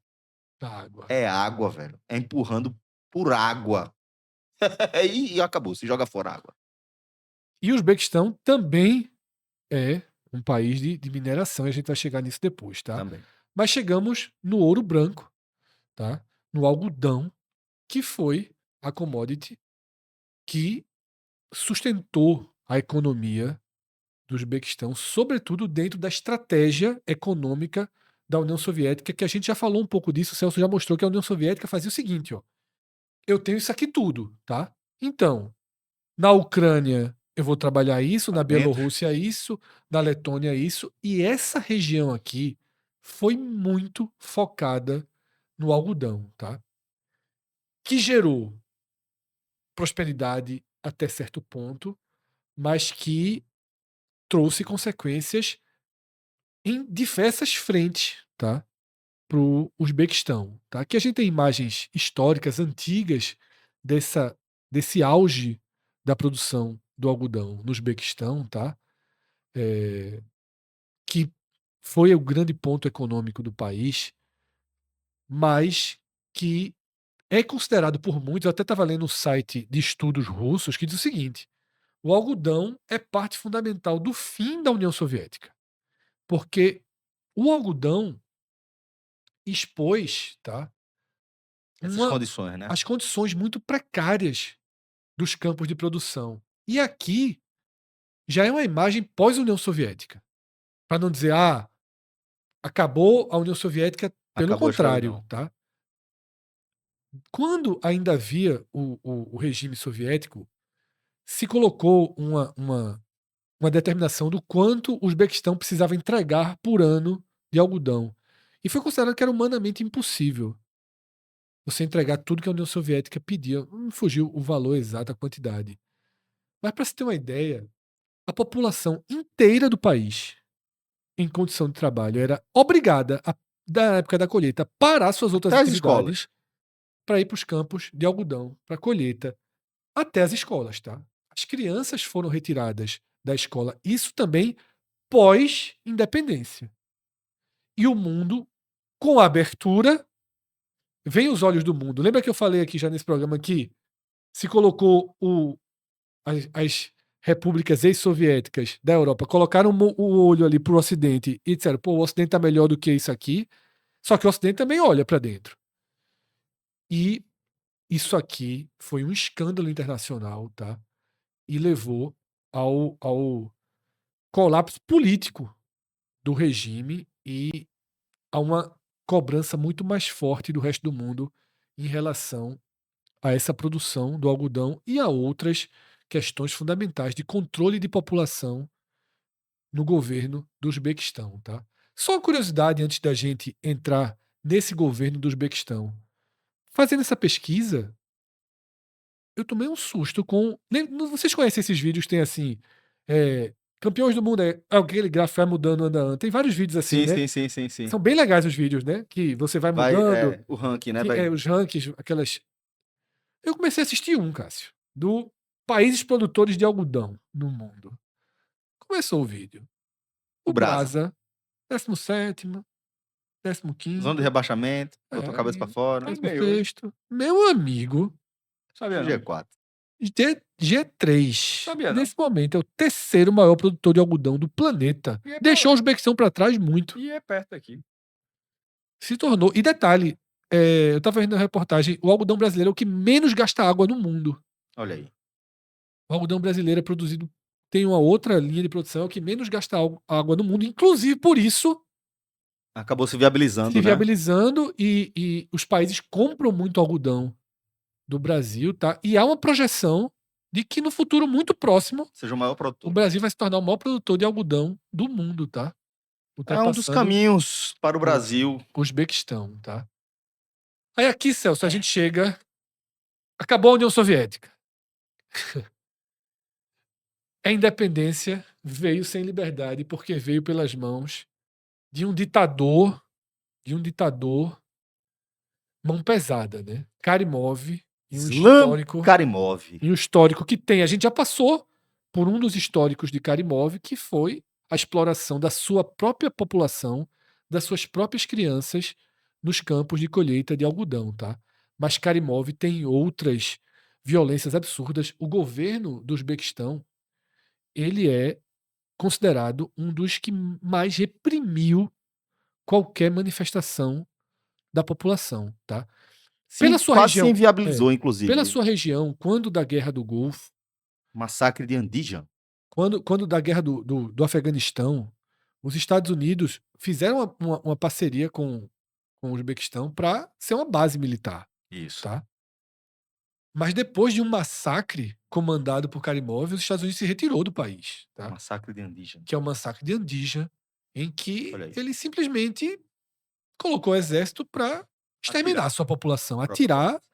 E, de fato, o país ele é um país que não tem a cultura da manifestação, porque os anos de Karimov foram com repressão na mais extrema violência. Por isso que a gente fala democracia, entre aspas, regime presidencialista, entre aspas, né? Ele ascende, né, na esteira do fim da União Soviética, daquilo que eu falei, Sim. os movimentos nacionalistas. Lembra que eu falei também que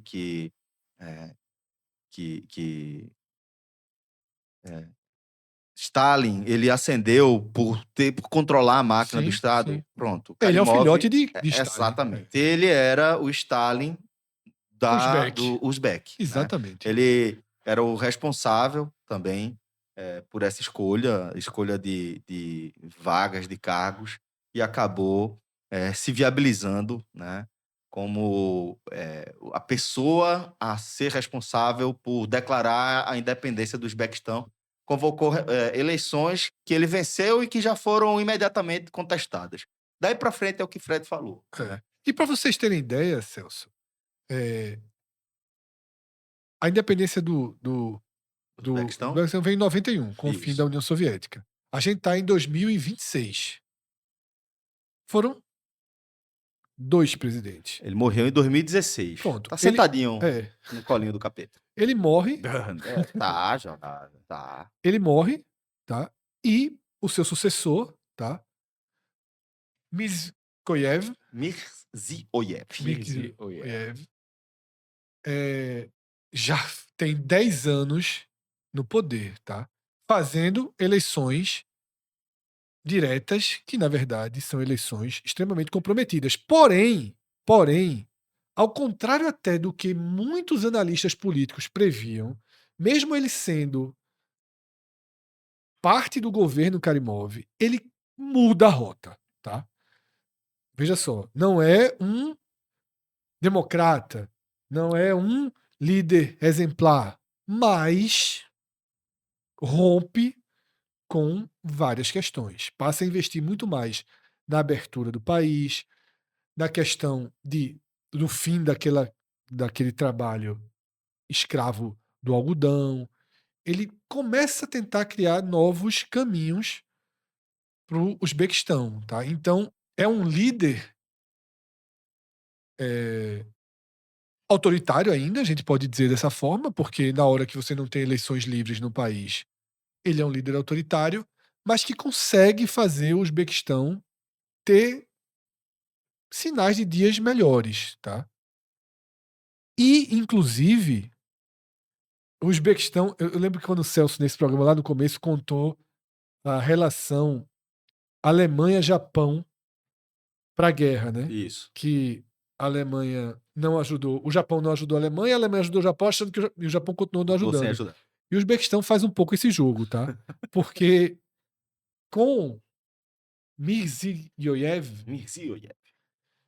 houve uma reaproximação com a Rússia. Tanto que a Rússia já começou a construção de uma usina nuclear gigantesca no Uzbequistão, que não tem. Assim, Parêntese aqui.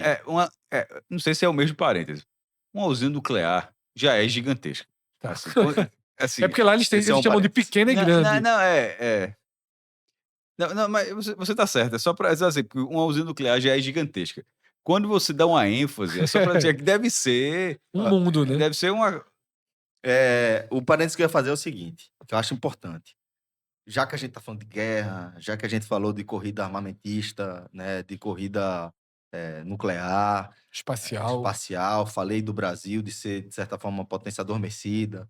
É, a usina nuclear, ela não pode, tá, ser colocada na mesma caixinha da arma nuclear, certo? A usina nuclear, ela não é um lugar que ele é uma estrutura pensada para o poder bélico. Nem é a mesma estrutura utilizada para o caso de você precisar construir algo voltado para a guerra, né? A usina nuclear, para mim, é, neste momento, a melhor alternativa que nós temos para buscar soluções energéticas limpas, certo? Ainda que a gente pense, não, e o lixo nuclear? O que é que a gente faz com lixo nuclear? O Mas aí vai no que percentual. vai naquilo que você falou da crítica do mineroduto. A quantidade de água a quantidade de água para uma usina nuclear É. é absurda numa Mas escala. não se compara com os impactos ambientais das alternativas, de nenhuma das alternativas. Nem usina eólica, por exemplo, nem usinas solares, Eu de energia acho solar. discutível, porque a água está caminhando para ser um dos maiores bens do mundo. Então, assim, na hora que você coloca algo que cada vez mais tende a ter uma força enorme sobre. Mas é isso que eu estou dizendo, o impacto ambiental de outras alternativas, ela traz danos, consequências mais graves para a questão climática do que a utilização de água para você fazer o resfriamento. Isso é já considerado um ponto pacífico aí. O projeto, que Pernambuco tem até um projeto Tacuruba. que é justamente nas margens do São Francisco. E o aquecimento, foi até calculado, o aquecimento da água é um problema, por exemplo. Isso. De matar a fauna, assim, na região todinha. Então, assim, toda vez, de tempos em tempos, o Pernambuco anuncia, usina nuclear de Pernambuco.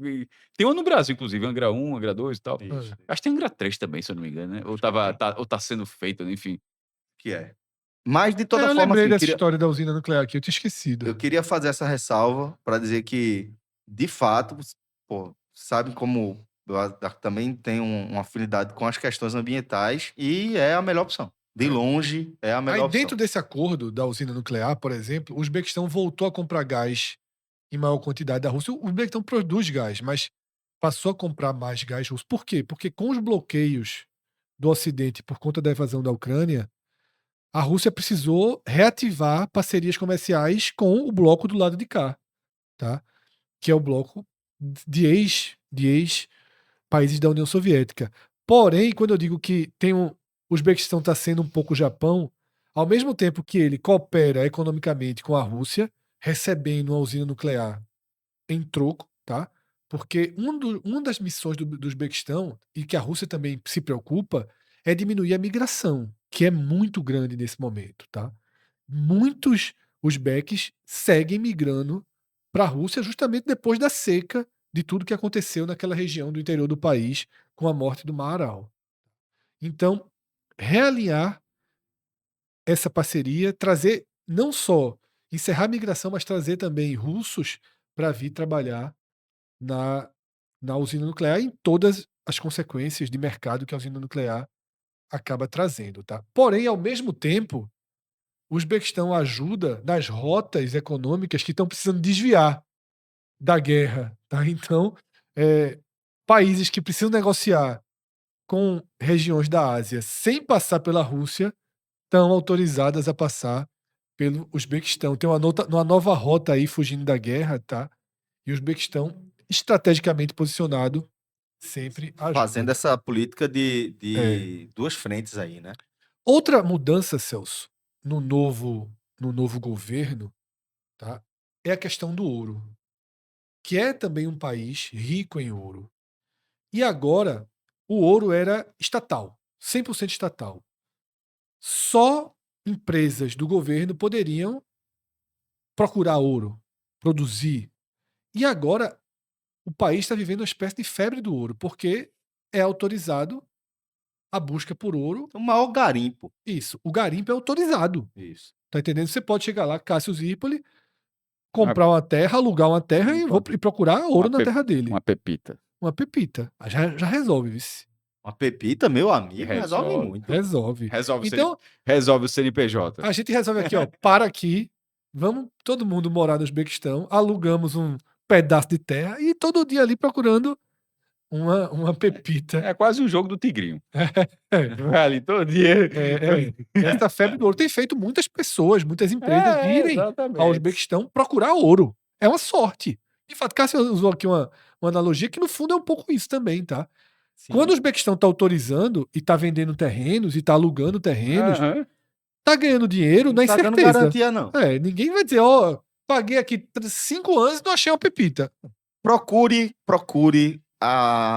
o ensaio de Sebastião Salgado sobre Serra Pelada. É espetacular, para a gente ter ideia do que é Um garimpo, né? a degradação humana que o garimpo promove. É assim, um negócio... Você andar por uma exposição dessa de Sebastião Salgado e sair com o coração do mesmo jeito é porque você viu errado. Volte, pague a entrada de novo e veja outra vez. E aí, Celso, Muruntau, a maior mina de ouro do mundo, está dentro do Uzbequistão, tá? Existem outras correntes. Meu amigo, é quase descer a Serra das Russas. Isso aí. Existem outras correntes que colocam um conjunto de minas em Nevada, nos Estados Unidos, na primeira posição, mas é um conjunto, tá? A maior mina de ouro a céu aberto do mundo é no Uzbequistão, tá? E é uma riqueza importante para o país. Aqui a gente tem uma tela com o ranking de produção de ouro no mundo, tá? E o Uzbequistão Esse está não é o quê? ali. Quilos? Toneladas? Me foge aqui a definição, mas a gente tem o Uzbequistão dentro do G10, tá? O Uzbequistão, nesse momento aí, ocupa a 9ª posição, tá? Entre os produtores de ouro do planeta, tá? Com o Brasil até bem posicionado no ranking, né? O Brasil é muito grande, né? E aí tem um outro gráfico que eu não trouxe, Celso, que aí muda muito esse gráfico, tá? Que é a demanda, a quantidade de ouro que não consegue, porque aqui é produção de ouro. Mas tem um outro que conta a existência do ouro, o Brasil solta para 5º, 4º, tá? Porque tem mais ouro do que lá. O problema é que há uma dificuldade maior na Extração. Tem que chegar. Tem Que é um pouco do um cometazinho. De ouro, né? Isso aí. Caiu, não precisa fazer uma explosão para acabar os dinossauros. Você cai ali, sem fazer mal a ninguém. Cai, sei lá, 900 toneladas, sei lá quanto seria. Né? Meu amigo. De um estrago, viu? Não, Cai freando, né? Que cai freando. Não, e cai pra todo mundo assim. Acaba o mercado, né, meu irmão? Assim, lembrando que se tivesse os poderes de super-homem, Sim. eu ia... Direto na China. Direto na China. Não. Xi, né? Ei, Xi! Não. Abre a porta aí, por favor, Xi. Acho que assim, tem mesmo esse super-homem. Não ia roubar ninguém. Ia pela velocidade do comitê, né? Que vocês dá pra ver rápido. Ia atrás de um bocado de cometa até achar. Voltava. Isso aqui, ó. Cometa de ouro. Ó, lembrando que durante o regime Karimov, o ouro era um segredo de Estado. Isso, exatamente.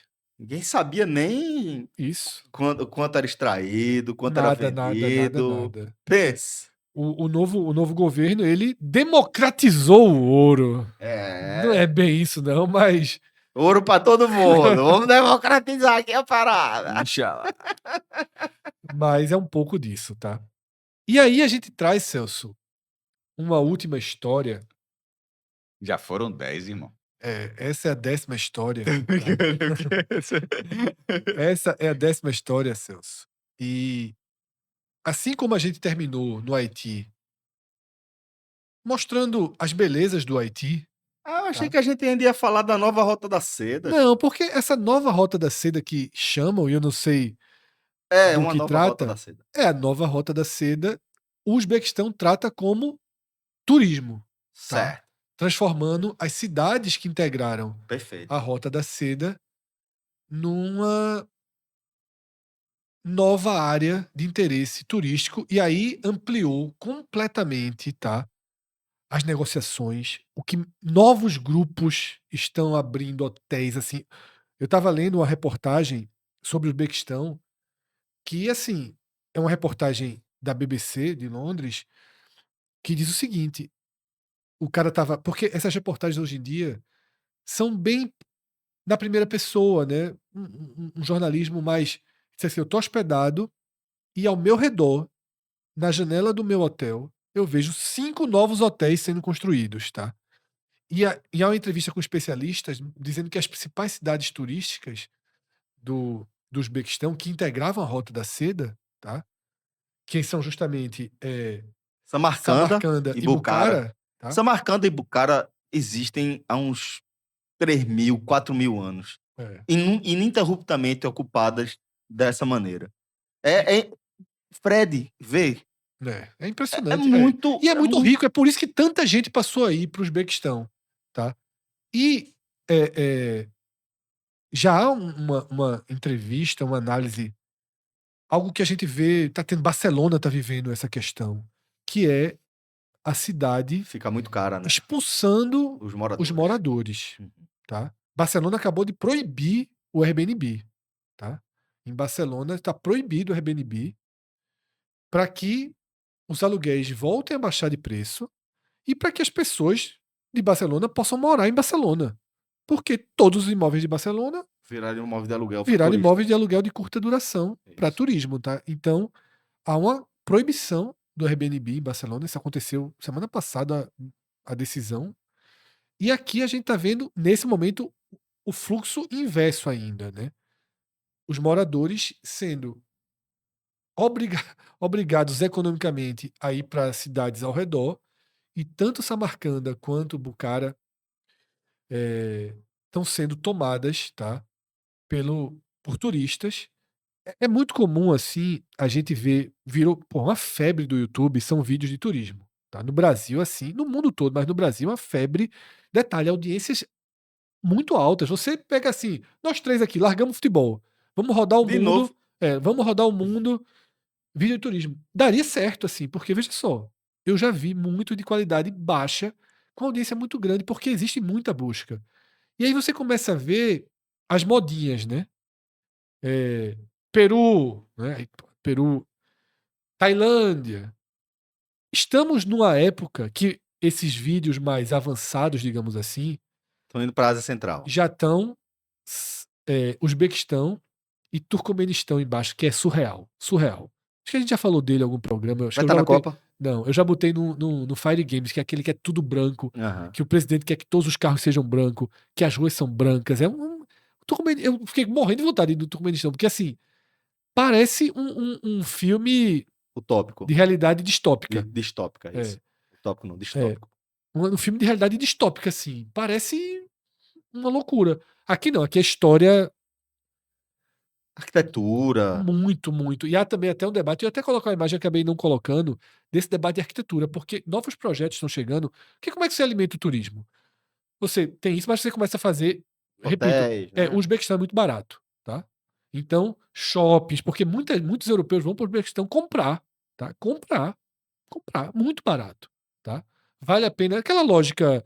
Qual foi o exemplo que usaram? Não sei se foi o exemplo Miami ou se foi o exemplo. Para onde o Rodrigo vai, me fugiu o nome. Cidade É, do Cidade Leste. do Leste. Cidade do Mas eu vi um vídeo Ele dizendo vai isso. pra onde?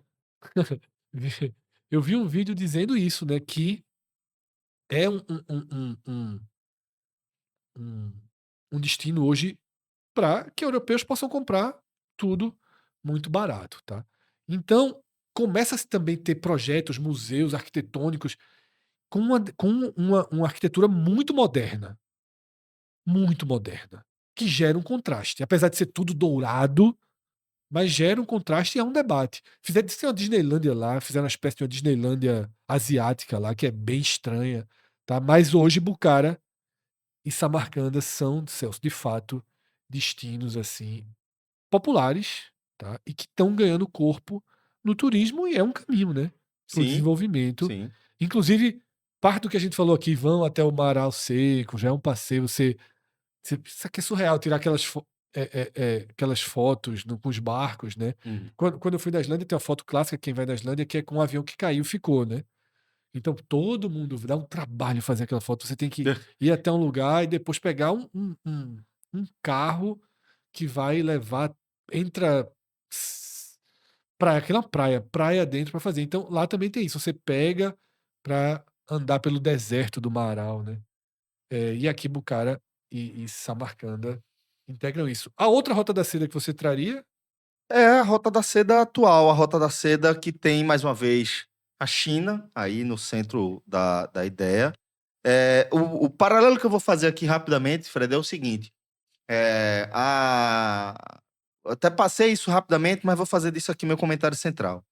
A nova Rota da Seda é um projeto conhecido como iniciativa chinesa, né? Então, iniciativa, cinturão e rota, né? Cinturão, por conta do cinturão que era, como é chamado, o trajeto marítimo daquela Sim, rota comercial, que eu falei que é a isso. rota das monções, e é das monções porque a corrente variava de acordo com o período do ano. Então, tinha um período que você ia, tinha um período que você vinha e tal. Então, ele está tentando justamente fazer esse resgate. Por quê? Por entender, Fred. Por entender de forma muito clara como a humanidade ela se move em torno dos seus centros nevrálgicos ali, de onde as coisas realmente acontecem. Por que será que a China tem interesse No no Uzbequistão? reflorestamento, Por que ela tem interesse na Ásia Central? Por que eu vou reflorestar e e encher de tentar água de nascer novo aqui o renascer o Marau? Marau, né? Então, assim, isso tudo faz parte da política externa chinesa das últimas décadas já, de uma participação cada vez mais efetiva. E aí ela está indo no quintal de casa, mas ela foi bater no canal do Panamá. Ela trouxe o Panamá, por exemplo, para dentro da lógica da Rota da Seda. Então, o Panamá ele estava incluído na Rota da Seda e, por pressão de Trump, lembrando que o canal do Panamá foi construído pelos Estados Unidos, antes do canal do Panamá, a galera que queria... Vê que loucura, Fred. Imagina, você produz sei lá, mestre, me ajuda aqui, alguma coisa de Nova York, ali, do norte dos Estados Unidos. Produz alguma coisa lá. Sei lá, você tem algum produto aqui, Manufaturado. manufaturado, ali no norte dos Estados Ketchup. Unidos. Ketchup, pronto. Produzindo ketchup lá em Nova York, e você quer entregar aqui na costa do Pacífico. Meu amigo, a galera ia bater na Patagônia, Fred. Na Patagônia, no mar mais violento que existe no planeta, ali na ponta da América do Sul, até a Antártida, o mar de alguma coisa, esqueci agora, para fazer a volta em toda a América do Sul, para poder chegar, passar pelo Caribe, para poder chegar na costa oeste dos Estados Unidos, até a construção do Canal do Panamá, né? E aí, quando os Estados Unidos constroem, entregam, não sei quantos anos depois, de volta para o povo do Panamá. Mas, pô, o Trump tá fazendo pressão desgraçada e o Panamá saiu do acordo da Rota da Seda. Mas para a gente entender como aquele debate que a gente teve, de, pô, por que é tão distante para a gente a Ásia Central? Por que isso aqui para a gente é tão alienígena, é tão estrangeiro, é tão exótico, né? Deveria ser? Talvez não, por tudo que a gente está falando aqui, né? É um lugar estrategicamente muito importante, onde muitas coisas são decididas, onde muita história aconteceu, onde muita história pode acontecer, e é por isso que uma potência como a China tem tanto interesse nisso aí. Perfeito. A nova Rota da Seda, ela existe, tá? Ela é E concreta. são essas histórias que aconteceram e que podem acontecer que formam o nosso mundo da Copa, tá? E é assim, galera, que a gente se despede aqui de vocês, tá? Desse segundo episódio. Espero que vocês tenham curtido tanto quanto a gente. Ainda Olha o faltam nosso muitas mapinha, histórias. olha o nosso mapinha, tá? Olha aí, Estilizado. Uzbequistão, Haiti, tá? cumprido já. Os 2 primeiros países. Qual o Vocês próximo? estão mais do que convidados para. Se esse foi o primeiro vídeo que chegou até vocês, voltem no nosso feed para conhecer mais sobre o Haiti, uma grande história que a gente contou. Celso, antes de terminar, preciso, Tô fechado com o Haiti. é, Entre o Haiti e o Uzbequistão. preciso responder, tá? Esse programa acabou ficando mais longo por conta da introdução da União Soviética, No próximo a gente traz um diálogo melhor com todo mundo que comentou. Mas assim, Boa. preciso agradecer porque foram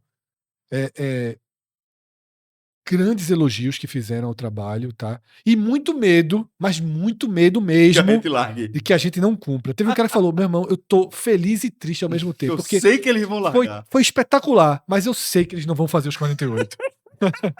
Toma esse desafio Então, aí. aproveita enquanto dura, tá? Vamos até o episódio 10. Enquanto tivermos força, a gente vai seguir aqui. E a gente pediu para que as pessoas Sugiro. dessem sugestões. Já era uma ideia nossa que a gente faça essas várias voltas ao mundo, variando entre continentes. A gente não vai fazer Haiti e Panamá, né, de forma muito próxima. A gente não vai pegar a rota da seda certinho assim, né? A gente vai trazer sempre novas culturas e novas histórias, perspectivas do mundo, tá? E, obviamente, é uma Copa do Mundo, já que é o nosso ponto de partida, tem muitas seleções europeias. Já era uma ideia nossa que do Uzbequistão a gente fosse para a Europa. E muitas pessoas pediram o mesmo país. Eu diria que na votação aberta a gente ficou ali com muitos pedidos para Curaçao, para Cabo Verde, mas muitos pedidos para o nosso próximo destino, tá? Que é a Escócia. Conor McLeod. Eu acho que foi muito movido pela forma com que a Escócia se classificou Sem para a Copa dúvida. do Mundo, tá? Então temos muita história para contar. Já preparou, 10, já pelo preparou aí Highlander. Conor McLeod. Conor Do clã McLeod, que é essa aqui. Who wants to live forever? Veja só. Eu vou fazer uma promessa aqui. A música é essa. Eu tá? Qual é sei. essa? Eu vou fazer uma promessa aqui. O próximo programa começa com o Celso cantando. Grande abraço a todos. Eu vou terminar aqui. A próxima sílaba que Celso vai falar nesse microfone aqui vai ser com essa belíssima canção de introdução do próximo episódio. Who wants to live forever? Grande abraço a todos. Até a próxima. Tchau, tchau. Se inscrevam no canal, curtam, porque dá um trabalho danado fazer isso daqui, tá? Passem esses vídeos para os demais. Começamos com música, nosso próximo programa.